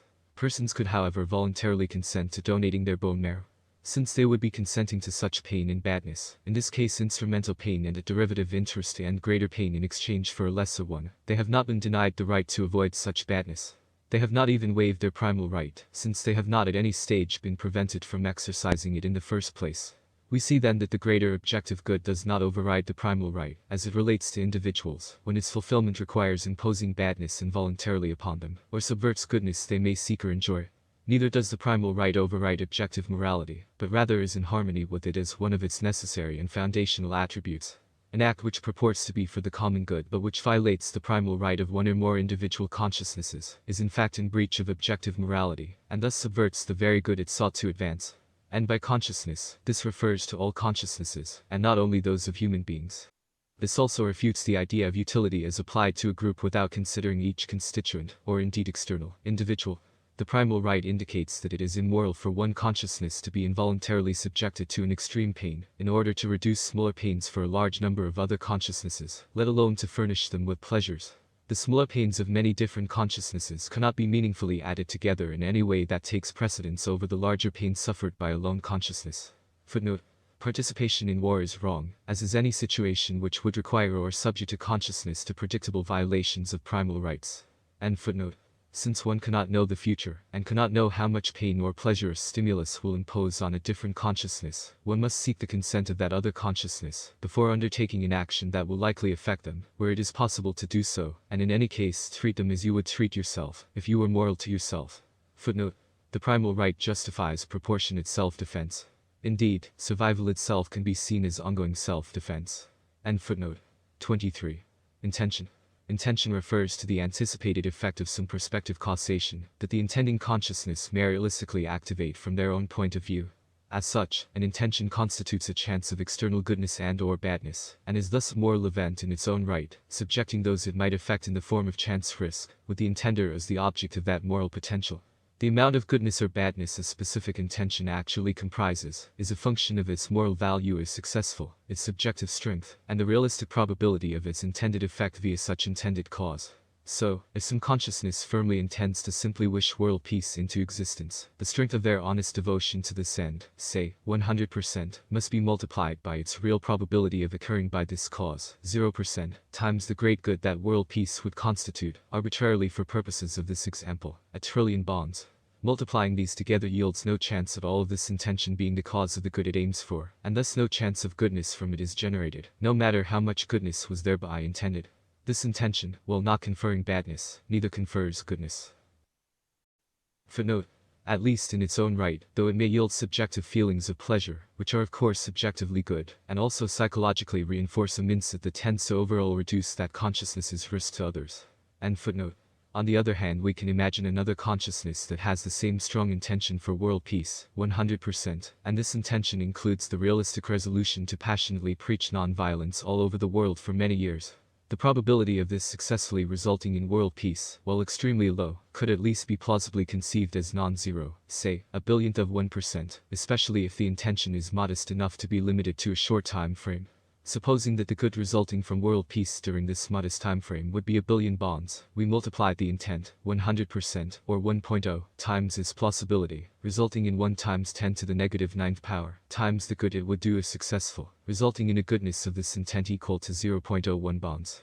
Note that this is goodness that is ascribed to the intended consciousness as the object of such goodness by the intention alone. The actual effects may turn out in reality to be good, bad, or indifferent, and those additionally accrue to that consciousness, regardless of intention, as the object of those effects. If this intender actually follows through on the intention to preach world peace, the actually good done by this devolves backwards to the intention as one of the distal causes of that good. For another example, let's say that 3 consciousnesses act as moral objects on a 4th consciousness, with the exact same result of subjective badness to that 4th consciousness in each instance. Yet one of the object consciousnesses had a good intention in performing the act, one had a bad intention, and one had no active intention of any particular kind. All three as objects of that subjective moral badness receive negative moral valuations from the effect itself, equally. The one with the good intention also receives a good valuation added to this in proportion to the honest and realistic expectation of a certain good result. The one with the bad intention receives a bad valuation likewise, and the one without any intention receives no further such additions of either kind. This valuation, moral worth, is neither a punishment nor a reward, but simply the objective truth of how much goodness and badness a consciousness has cumulatively caused for others. No amount of future good acts can erase a past badness, nor vice versa. A human who is an omnivore and becomes a vegan at age 20 has contributed to the unnecessary breeding, torture, and death of thousands of individual sentient beings. That immense accumulation of objective badness is a permanent fixture in the moral valuation of that new vegan, since even a further century of a plants-only diet will not ameliorate or reverse the suffering in time already experienced by the previously harmed animals. Yet neither is the vegan adding to that badness. There is thereby a very steep reduction in their further accumulation of such badness and negative worth. Footnote. At least as relates to animal consumption, providing that this vegan is not then commencing on a campaign to promote such meat eating by others, etc. End footnote. The total moral worth of a consciousness, while it includes intention, is not limited to intention. It also takes into account the total good and bad a consciousness would create, if the chances to do so were open to it, in proportion to those chances and the chances of such vim being devoted to them. For example, a consciousness that would willingly perpetuate genocide, yet never does so, nor has any specific intention to do so, has negative worth added in since the disposition of such a consciousness poses a risk for that outcome. It should be noted here that it is not enough to simply believe oneself morally right, any more than it is enough to simply believe a wish to be effective. One must actually be morally right. Good intentions require right morals, in order to be counted as such. The intended good effects should actually be good. If one believes that, say, kicking animals in the head is the right thing to do, and formulates intentions based on this error, those intentions will count as bad ones, not good ones, since they constitute risks for bad effects, not chances for good effects, no matter how sincerely held is this error by the offender. Being mindful of true morals, and cultivating good intentions stemming from them, will nourish opportunities for causing good effects, and tend to render object goodness for the one so acting. Footnote. I.e., increase moral worth. End footnote. 24. Authority. The primal authority is the other side of the primal right. We know what exists for every consciousness. Against pain, its risk, and so forth, and that these are universal commandments to all of us within our own subjective experiences. Just as the primal right denies legitimacy to acts and powers which transgress subjective morals, so the primal authority confers legitimacy to acts and powers which protect such morals. Footnote. The consciousness ought never to prevent another from opposing badness and promoting goodnesses. The primal right is good when fulfilled respected, and bad when violated disrespected. Recall that every ought has a good side, when fulfilled, and a bad side, when violated. The primal authority derives directly from this, that it is bad when the primal right is violated. Thus no such violation is justifiable. End footnote. Every consciousness can be rightfully prevented from promoting badness and subverting goodness. This simply restates what is obvious in light of the previous sections, i.e., that a consciousness has no moral license or right to promote badness or subvert goodness, though it now has an objective posture. Namely that while every consciousness has the right not to be harmed, there is a corresponding duty never to harm. Further is the strong implication that there is moral warrant for any consciousness exercising its power to enforce the above, though this implication stops short of actually requiring such enforcement. Separately, however, the objectification of the meta-ought furnishes a positive commission to promote goodness and subvert badness outside of oneself, in what one can call the primal duty. The consciousness ought to promote goodness and subvert badness for others as well as itself. Putting these three together, it is clear that there is a duty not only to help others, i.e., after the fact of harm, but also to prevent that harm to begin with, even when it entails some coercion of the offending consciousness. An offender, already in breach of the primal right of another, has by way of violating that primal right, voluntarily accepted to become subject to possible subjective badness on behalf of any morally grounded enforcement that may ensue. Footnote. The primal right only protects a consciousness's prerogative to pursue subjective and objective morality. It does not and cannot shield a consciousness from harms arising from its transgression of that very morality. End footnote. 25. Moral gates. There is a duty to seek goodness and avoid badness. Yet as we have seen, goodness and badness exist both subjectively and objectively. In the latter case, this objectivity refers both to the objective reality of subjective moral states, as well as to a universal perspective of them taken altogether. This universal perspective is the key to morals as they relate to the interaction between different consciousnesses, which is the same morality as normally defined. By objective morality, a consciousness who assaults another consciousness without provocation is the cause of badness for that victim, and in violating the victim's primal right, waives their own to the same extent, meaning that defensive actions taken against them, while subjectively bad, are not objectively bad in this sense of universal morality. A moral gate is the seclusion which rightfully prevents the ascribing of a subjective moral condition with objective perspective. 26. Objective badness and goodness defined. Objective badness and goodness are determined by the same classes of oughts, in the same order, as those for subjective badness and goodness. The primal right, primal authority, and so forth, are in fact static oughts derivative to subjective morality, though to the subjective morality to all consciousnesses, instead of only to one of them. 27. Moral precision. In the English language at least, there is much ambiguity regarding relative moral states. The word better, for example, is read to mean both more good and less bad. Worse is similarly imprecise. Even worst, as in the worst case scenario, can mean not the true worst state with maximum badness, but merely minimal or absent goodness or pleasure. In pursuit of moral precision, the following vocabulary is adopted. Terms for goodness. Nouns. Bon. And bonness. Adjective. Bonnic. Superlatives. Bonnet. And bonest. Comparatives. Bonini. And bonner. Verbs. To bon. And bonin. Agent noun. Bonant. Recipient noun. Bonient. Terms for badness. Nouns. Mal. And malness. Adjective. Malic. Superlatives. Mulet. And mollus. Comparatives. Molini. And muller. Verbs. To mal. And mulling.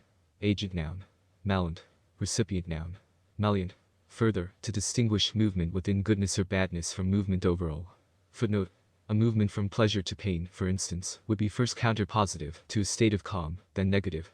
The counterpositive symbol shows the negative movement, minus sign, dominating the positive, plus sign, and the counter-negative symbols shows the positive movement, plus sign, dominating the negative, minus sign. End footnote. Positive. A boon, distinguished from benefit. Movement within goodness towards more good. Negative. A bane, distinguished from harm.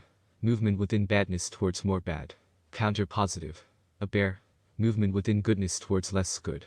Counter-negative. A bomb. Movement within badness towards less bad. Although pain is always subjectively bad, and pleasure is always subjectively good, this is not always true on an objective level, such as it is not objectively good in any sense, when one person sadistically murders another, even if the sadistic killer subjectively enjoys it. For this reason, it is helpful to specifically categorize, and define some terms which in colloquial English, are used rather more freely. Regarding pain. The absence of pain for a consciousness is always subjectively good, and its presence is always subjectively bad. From an objective perspective, however, the presence or lack of pain for a particular consciousness may be either justified or unjustified, and given that, different terms are useful depending on whether it is actually present or not. When pain is good by its presence, that is, from an objective perspective, since it is always bad subjectively, we call it a penalty. When it is bad by its lack, we call it an evasion. When it is bad by its presence, we call it a harm. That it is good by its lack, is the default state of affairs. Regarding pleasure. In like wise, the presence of pleasure, objectively speaking, it is either justified or unjustified in each particular case, to wit. When pleasure is good by its presence, we call it a benefit. When it is good by its lack, we call it a doc. When it is bad by its presence, we call it a spoil. And the default occasion is when it is bad by its lack, provided that it is justified.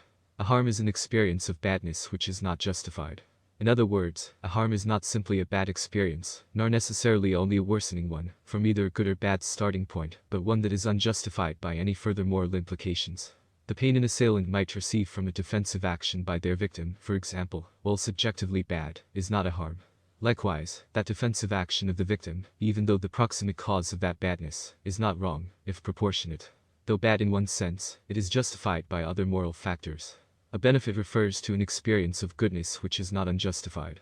By unjustified good, this refers not to goodness which is unearned in some fashion, but rather a goodness which is experienced in defiance of an occasion of justice. For example, if the defensive strike of a rape victim, instead of deterring the rape through pain or risk of it, instead resulted in incentivizing pleasure to the assailant, that would not be a benefit, but a spoil. Though these terms are somewhat arbitrary, it is important to adopt a uniform set of words, so that these concepts may be discussed with minimum data loss or misunderstanding. 28. Responsibility. A moral agent is a consciousness sufficiently endowed with such senses and reason, that it is able to understand at least some of the effects of its actions on other consciousnesses, and is able to act on that basis. Footnote. meaning that consciousnesses with limited or no empathy are still moral agents, such as psychopaths, narcissists, and autists. End footnote. As such, moral agency is an attribute of degree and not just kind. Nevertheless, the consciousness may still be able to comprehend goodness or badness itself, and certainly be able to experience goodness and badness, even without being a moral agent. Footnote. The consciousness may understand to some extent the goodness or badness others are experiencing, without being able to formulate a cause-effect relationship between its own actions and those external moral experiences. End footnote. When one moral agent voluntarily causes badness for another consciousness, either with the purpose or expectation of doing so, or because of reasoning or acting at a lower standard of carefulness, risk avoidance, than they would use to avert badness for themselves, then that moral agent is culpable of that bad consequence. That is, they are morally responsible for it. Footnote. Via Vim, as discussed in the section on will. Regardless whether that other consciousness is itself a moral agent or not. Additional footnote. One might expect a certain outcome from a prospective act even without intending that outcome. End footnotes. Likewise, a moral agent who voluntarily brings goodness into existence for another consciousness with the purpose or expectation of doing so, or because of reasoning or acting at the same or higher standard than they would use to achieve goodness for themselves, is morally responsible for that good consequence. Footnote. By lower or higher standard of carefulness, this refers to the degree of respect or disrespect afforded to the primal right of others. Imagine a cook who practices poor hygiene while preparing meals for others, but would only practice good hygiene for meals they ate themselves. Clearly the cook understands the primal right at some level, since they are exercising it to the end of their own subjective goodness, even while undermining it for others. This is contrasted with a cook who is negligent with food prepared for both others and himself. It is not clear that this cook conceives a cause-effect relationship between his actions and the resulting badness. Likewise, if a working man tosses an apple to a hungry beggar, he is not morally responsible for that goodness, unless he regards it as a satisfaction for his own hunger too, which would not necessarily be the case if he tossed a can of dog food at the beggar instead, though his moral worth does increase as the object of the subjective goodness that beggar receives by the gift. End footnote. Consciousnesses can be categorized into 4 different types. 1. The non-dangerous and rational, normal human beings. 2. The non-dangerous and non-rational, babies, some non-human animals. 3. The dangerous and rational, psychopaths, etc. can possibly be reasoned with. 4. The dangerous and non-rational, deranged sadists, deadly non-human animals. A moral agent could be a member of any of these categories, from a qualitative perspective, though the maximum moral agency is likely to be found among the rational categories of 1 and 3. 29. Merit. Quote, whenever 2 people meet, there are really 6 people present. There is each man as he sees himself, each man as the other person sees him, and each man as he really is. End quote. By William James. Footnote. Each man as he sees himself as his own subjective value, each man as he is seen, encompassing his effects on the world, relates his objective worth, and each man as he really is his alludes to his merit and attribute, not necessarily corresponding to the quality of his subjective experience, yet neither necessarily accurately perceived by others, even given perfect knowledge of his lifelong actions. End footnote. We already know about 2 kinds of moral valuations for consciousness. Its subjective moral valuation, the quality of its subjective experience, and its objective moral valuation, the type, number, and intensities of subjective experiences it causes for others. Yet the concept of moral responsibility gives rise to a 3rd moral valuation. Merit. That is, a separate accounting of the objective moral valuation of a consciousness altered to reflect the degree to which that consciousness is culpable of those effects. As such, this 3rd valuation only pertains to moral agents. This 3rd moral valuation takes greater account of intention than objective moral worth does. Footnote. Since intention affects moral worth by the consequential risks and chances it imposes before moral responsibility is even considered. End footnote. Whereas objective moral worth is only concerned with pure consequentialism, the immoral elements imposed on others, moral merit is concerned with the non-incidental bearing of a moral agent on those same effects. The nature of moral experience is subjective, and it concerns the subject of an experience. The nature of moral worth is objective, and it concerns the object of an experience. The nature of moral merit is transjective, and concerns the moral agent of an experience. Footnote. Take transjective to mean the bearing of a morally responsible conscious object upon a conscious subject, objectively beheld. End footnote. Good, amoral, and bad qualities are termed differently depending on the moral concept. A moral experience can be happy, neutral, or miserable. The moral worth of a consciousness can indicate that they are useful, neutral, or dangerous. And its moral merit can indicate that they are virtuous, neutral, or wicked. One can be happy, useful, and wicked, or miserable and dangerous though virtuous, or any other of these combinations. Moral propensities. There are certain traits and conditions which can make it either easier or more difficult for a moral agent to actually be moral, and this reality should be considered when calculating moral merit. That is, a person who is naturally disposed to be kind, and even feels pleasure when being kind, is, well, meritorious, less meritorious than a person who is outwardly just as kind, but for whom it comes only at great effort.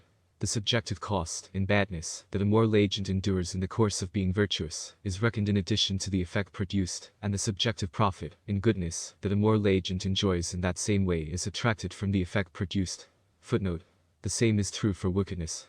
Pleasure experienced during the commission of a bad act is subtracted from the negative moral merit of the perpetrating moral agent, in that to such extent the offense is made easier, or less resistible, and added to the negative moral merit in correspondence to the pain endured, in order to undertake the offense. That is, it is worse in terms of virtue assessment, when an offender goes to great unrewarded efforts to inflict badness on another, than when no such efforts are required, or when there is extreme temptation to do so. End footnote. For example, let us imagine person A who, without either pain or pleasure, performs an act resulting in 100 bonds for another consciousness. Person B performs the same act, but experiences 25 bonds of pleasure in the performance. Person C performs the same act, but suffers 25 mals of pain in the performance. The net merit of this act for person A is 100 bonds, for person B is 75 bonds, and for person C is 125 bonds. Let us recall the case previously mentioned of the consciousness predisposed to promote, or even commit genocide. Despite having negative worth assigned to them because of this, denoting dangerousness, this consciousness could end up being quite meritorious, if in spite of this disposition, i.e., at great costs and effort, they fight against proposals of genocide. Indeed, they would earn more merit than another whose results were similar, but for whom it never occurred to act differently. In practice, such propensities are not always innate. The same moral agent may at different times have other forces which make a given virtuous act easier or more difficult. Such propensities may not be in the form of pain and pleasure, but in other types of goodness or badness, such as risk. In every case, the merit of that moral agent is assessed, not only by the good or bad done in the effects, but by the costs or boon propensities attending the moral agent in so causing them. Such costs encompass, not only immediate costs relating to the act, but also costs incurred in coming to know right morals in the first place. Footnote. Even one well-disposed to being moral must know what it is to actually be moral. If this is reasoned out, then the efforts in doing so are counted towards this person's merit. End footnote. The moral inverse gap. As mentioned before, when there is some pain less than maximum pain being experienced, there is not only badness present, but also some goodness to the effect that it is not even worse. Indeed, this is the same goodness, though in diminished quantity, which is present when there is no pain at all. This applies to occasions of real and potential moral responsibility as well. Calculating merit. Both positive and negative merit have been mentioned. These can be viewed like a fraction, with positive merit as the numerator, and negative merit as the denominator. Negative merit consists of all the badness, and positive merit all the goodness a moral agent is morally responsible for respectively, in each case also adjusted for propensity. A moral agent with a positive merit of 1000, and a negative merit of 500 is represented as 1000 over 500. Despite the temptation to simply divide this fraction, to render a single merit score, this is not viable. A moral agent who has produced barely any effects, say, 2 over 1, would falsely be equated as having similar merit to one who had produced vastly greater moral effects, even if those effects happen to be in the same proportions. To compare the relative merit of 2 or more moral agents, one must adjust the fractions for each such agent, to reflect their time as such. Footnote. A moral agent has not necessarily been a moral agent for their entire life as a consciousness. End footnote. In other words, a moral agent who cumulatively merited 12,000 over 400 over his 50 years as a moral agent is less meritorious than another who merited 516ths over his short 2-year life as a moral agent. That is because when each one is adjusted for time, the former results in 248ths, whereas the second one results in 258ths. The shorter-lived moral agent in this case is responsible for 10 more bonds on a time-adjusted basis, without any difference in mals. The most meritorious consciousness is hereby defined as the one with the least negative merit earned on average over time, and when these are tied, the one with the most positive merit earned on average over time. Footnote. A virtuous person who lives a very long life may have earned far more moral merits than a more virtuous person who had a far shorter lifespan. It is important then, to measure the amount of earned good in proportion to time as a moral agent, say, bonds per annum, so that a ranking seeking the most virtuous consciousness is achieving just that, and not merely the virtuous consciousness with the most longevity. Additional footnote. That is, the most meritorious moral agent is foremost the one which has been the least wicked, and with that accounted for, then the one who has been the most virtuous. End footnotes. That is, a moral agent with a time-adjusted ratio of 0/0 is more meritorious than one with a ratio of 1000/1, since the latter is guilty of harming others, however nominally, whereas the former is wholly innocent. No amount of good can make one more meritorious, except within one's own cohort of blameworthiness. Footnote. The good of ceasing harms previously regularly perpetrated, and avoiding future offense, should not be overlooked. End footnote. Non-moral agent consciousnesses have no moral merit, neither positive or negative. They do, however, along with moral agents and non-consciousnesses, have ratios relating to their moral worth, that is, the total goodness and badness they have caused for consciousnesses, or other consciousnesses, as the case may be for those who are not moral agents themselves, without regard for moral responsibility. The ratio for any such moral object would be the time-adjusted ratio of caused goodness over caused badness. Every consciousness also has a ratio representing its moral experience. As before, the consciousness with the best moral experience is that consciousness which foremost has the least time-adjusted bad experience, and secondly, when tied, the most time-adjusted good experience. Thus a consciousness with a time-adjusted moral experience of 0/0 has overall had a better moral experience than one which has a time-adjusted ratio of 1001, 1000 bonds yet 1 mal. Footnote. It may not seem intuitive that a consciousness which has experienced 1000 bonds of goodness has had a worse moral experience than a consciousness which has never experienced any goodness nor badness, merely because of the experience of only one single mal. Yet the very meaning of worse quickly clarifies this, in that worse means more bad, and not only less good. Even to the extent it can mean either of these things, it has more pertinence to a situation which has gone from bad to horrible, than to one which has gone from perfect to merely wonderful. By derivative interests mentioned earlier in the paper, the consciousness may well decide it would rather choose the 1001 existence to the 00 existence, but by the taking on of badness, it is indisputably undertaking immoral transgression to do so, no matter how expedient it finds this transgression to be, and is thus morally subordinate to the one who does not so undertake transgression. Seeking the greater good most purely, which is to say, most morally, would be to increase goodness without increasing badness. End footnote. As with the sphere of experience and moral strands, these calculations are not inherent to morality itself, but rather a way to imagine the interface of our experience with the values pertaining to that experience, and that of others. As mentioned earlier, these types of calculations are at best only a cartoon of the underlying moral reality, since they do not preserve information about the intensity and frequency of such moral occasions. 1000/1 where all 1000 mals are experienced, or impose, in a single percept versus one where they are evenly distributed over 1000 non-consecutive percepts, are dramatically different moral experiences that this metric glosses over. Inclusion of peak mals and peak bonds would make a head-to-head comparison between experiences and the quality of conscious existence even more difficult. All of this may seem excessively, and indeed, impossibly, precise to be of any use in practical moral calculations. But this difficulty arises from our lack of ability in accessing and recording moral transactions, at the fine resolution at which they actually occur. Any simplification of this accounting must, if it is to be a real simplification, and not merely a counterproductive fabrication, bear the real underlying calculus and its intrinsic units in mind. Footnote. Intrinsic in that bonds and mals represent the intrinsic values of goodness and badness, as calibrated to real and discrete subjective experiences of pain and pleasure. The intrinsic units themselves are only estimated. End footnote. 30. Moral equilibrium. As mentioned earlier, a harm is a particular type of subjectively bad experience.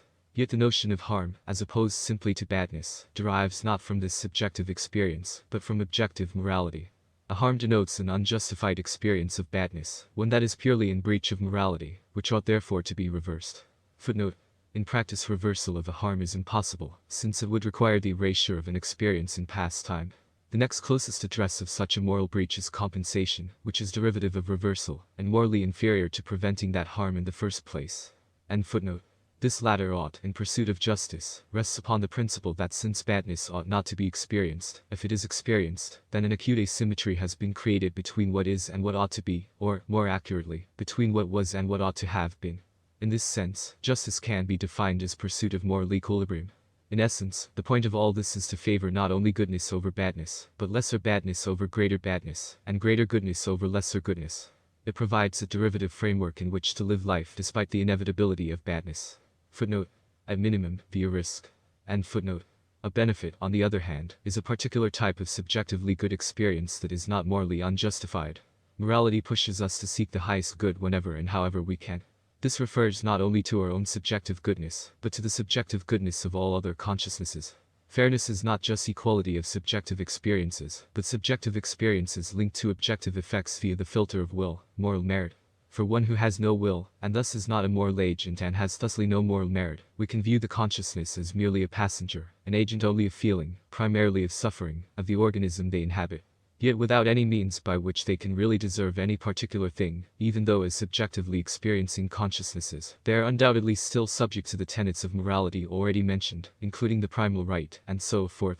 Nevertheless, when we posit a being like a dangerous wild animal, the existence of which would be most undeserving if such effects were issued from a moral agent, the intentions of which were in harmony with such bad effects, we can only say that this organism poses a great harm to other consciousnesses, both directly in pain and in risk of further pain, and the consciousness associated with that organism is itself in a sense a victim of it, in that it has no control over its own actions or consequent reprisals for such actions. This equilibrium also takes into account the distinction between active and passive goodness and badness. 1,000 mouths of active badness is not fairly compensated by 1,000 bonds of passive goodness, even if that ratio were deemed a reasonable trade-off. Active badness is only compensated by active goodness, and passive badness by passive goodness. 31. Scales of justice. It is impossible to right or wrong. An experienced pain is crystallized in time and can never be revoked. Fairness is also impossible, and hence so is justice. Yet to be virtuous one must seek just or at least more just conditions. This seeking can be called derivative justice. Footnote. Injustice on the other hand is the disparity between subjective and objective morality within one consciousness, i.e., between what it has experienced compared with what it is deserving of. In effect, the consciousness is deserving of maximum good at the outset, and this entitlement is by degrees eroded by the outward negative effects of such consciousness for which it is culpable. End footnote. It refers to exchanges at a small enough scale sufficient to push a situation closer to justice, yet without causing any further injustice beyond that scale. Such derivative justice must acknowledge the fact that the badness crystallized in the past is not correctable, yet sufficient goodness bestowed now or in the future may better justify that bad experience. Likewise, though perpetrator of badness, even if repentant, cannot undo the damage they cause, they can, if willing and able, potentially create enough surplus goodness to benefit their victims. Footnote. Or, if dead, those harmed by the specific or general occasion of the death. Additional footnote. It is worth mentioning here that one cannot bank cruelty. One cannot accumulate badness as a subject in order to morally excuse being the object of that badness for others. Being subject to badness only justifies the future experience of compensatory goodness, and not marrying the equivalent badness out into the world. End footnotes. If we cannot achieve fairness, or even hope to come close, what can we do? 1. Enforce the primal right. Protect consciousnesses from abuse, exploitation, and other preventable harms. Identify abusers and accelerants of abuse and combat them. 2. As an extension of this, prevent the creation of new abusers and victims via antinatalism. 3. Arbitrate disagreements between parties according to common neutral standards, formed in a valid causal chain from right morals, and to end of their fulfillment. 32. Economics. Economics is the study and process of value. As such, it is derivative to the morality previously described. This means that the right goal of economics is to determine, and then direct that each consciousness receives precisely the value to which it is entitled. No more, no less. Thus in theory it is no different than justice, even if in practice it forms its own domain. Fundamentally we need to address what each consciousness is entitled to, distinct from both what they need, and what they actually have, and again distinct from what is available. Wealth is moral utility. That is, it is an entity external to consciousness which in its service, can improve the value of its experiences. It exists in two forms: static, utility, and dynamic, power. Static wealth is constituted by material and intangible objects, like a can of peas, a plot of land, a house, an idea, a song, or even a view of a sunset, which have use in themselves, and dynamic wealth is constituted of abstract concepts, like stocks, bonds, options, and trademarks, which are at one remove or more from static wealth. The latter is only legitimate when in service to the former, which is to say when both its objective and actual execution of that objective is to morally allocate static wealth. If all types of wealth were unlimited, any consciousness could use what it needed or wanted without depriving any other consciousness of anything. The economic status of property arises since possessions needed and or wanted are insufficient to meet all such needs and or wants, and this results inevitably in a contest between primal rights. Wealth is rightfully property, only if and, while it is used toward the most moral end possible. That is to say, no consciousness rightfully possesses any property except when in so doing they are making the best moral use of it. In such case, no other consciousness can claim a superior right to it, and it would be immoral to do nothing with some item, when it could be used toward a moral end instead. On an individual level, this is impossible to determine. Even if some useful item could be of great use to a particular consciousness, there is no way to determine if the greatest use is thereby made, or whether a million, or even a billion other consciousnesses could make greater use of it. Collectively, however, this concept is clear. All consciousnesses are collectively best suited to make the best moral use of all things, and thus all useful things, i.e., all wealth, is rightfully owned by all consciousnesses. Note that this refers really to all consciousnesses, and not only human beings. Footnote. Neither solely to earthlings. End footnote. Another way to say this is a commonwealth of consciousnesses exists, to which all useful non-conscious things belong. Footnote. An item can be improved or degraded, created, or destroyed, temporarily or permanently. Some items have the trait that they can be endlessly multiplied, like digital items or ideas. End footnote. That is, as a set of possessions, all things are the property of all consciousnesses, since any more land always pertains to consciousness, and the best more land is part of any more land. Thus when anything is taken for exclusive use, a debt is created to this commonwealth. The same is true when a useful thing is destroyed, even if its destruction is by natural causes, a deprivation occurs, and thus a debt is created.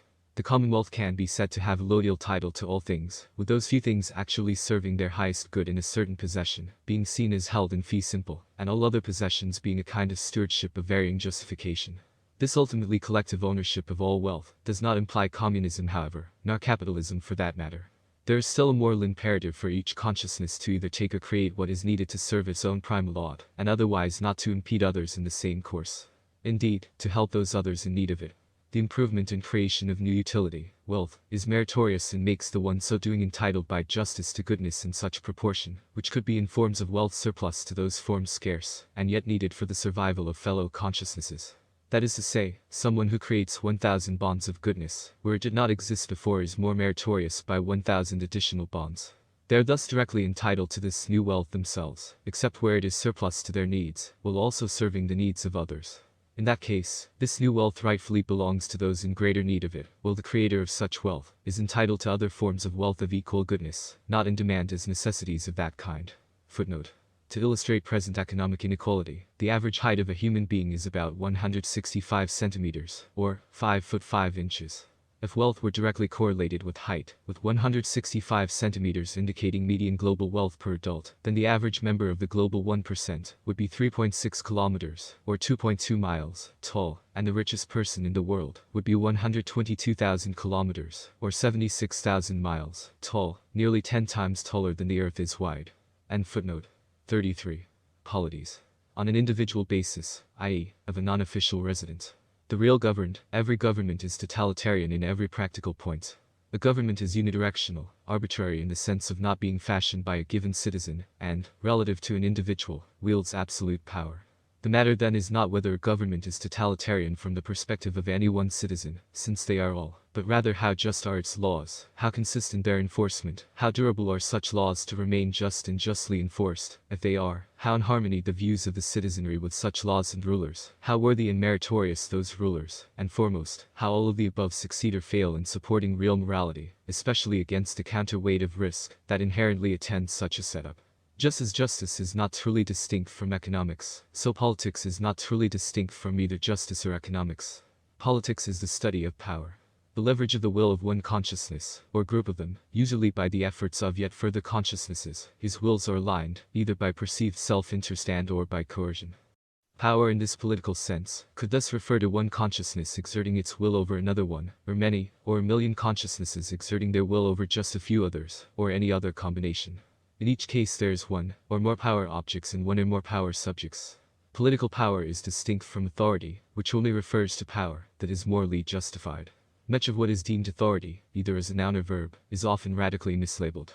Authority is not delegated by individuals, but rather emits from an effective exercise of objective morality. In that sense, it is self-justifying by its effects.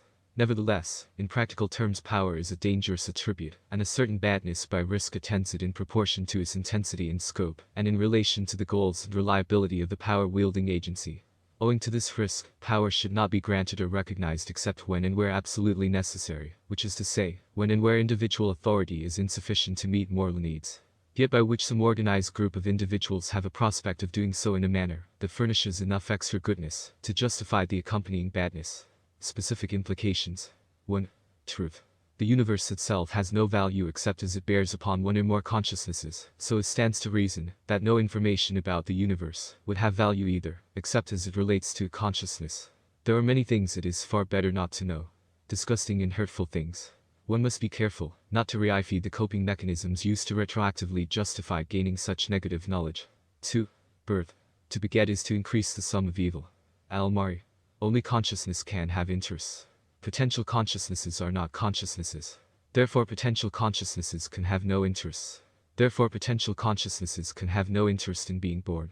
If one were however to weigh the potential interest of a potential consciousness, one must begin with the primal and meta-interests, which clearly prohibit the risk of pain. Footnote. Although the primal interest would not exist in this non-X consciousness, neither would pleasure, and thus neither would the mesmeric interest. If however potential pleasure is invoked, then so must potential pain, and so the primal interest is activated, which deems existence via risk to be bad. End footnote.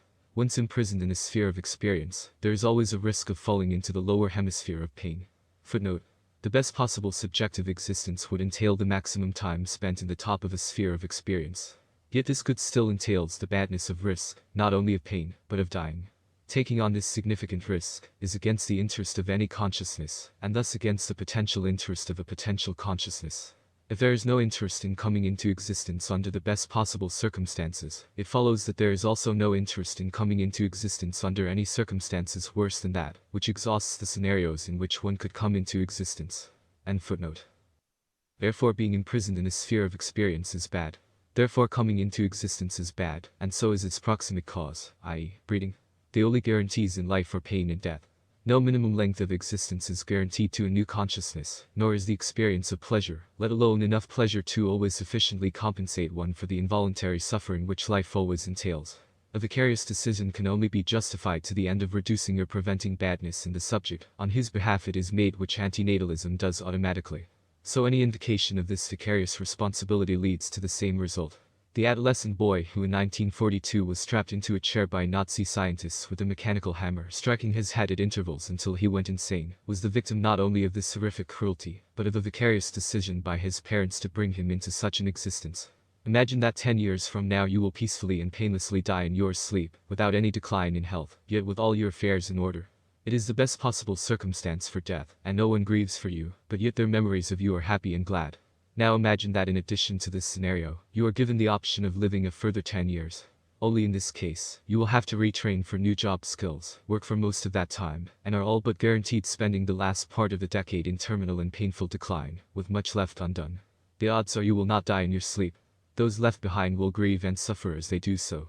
Which would you choose? Would those extra 10 years be worth the choice? It is plain from this scenario that it is the quality of life which makes those 10 years worth living or not. Now further imagine that you do not get to make this choice. It is done on your behalf by a third party.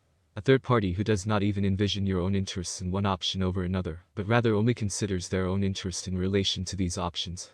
They view it as in their own benefit to deprive you of the peaceful and good first option, since, for example, they would profit by the medications you would need to buy and take during your illnesses in option 2, or perhaps they once would have laughed at a joke you told during those latter 10 years.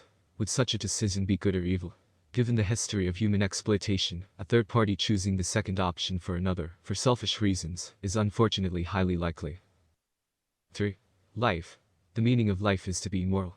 Life entails pain which immediately gives rise to knowledge of morality, a morality which precedes and transcends such knowledge, and which is of dominant relevance not only to every moment of life, but also to every issue relating to and surrounding life.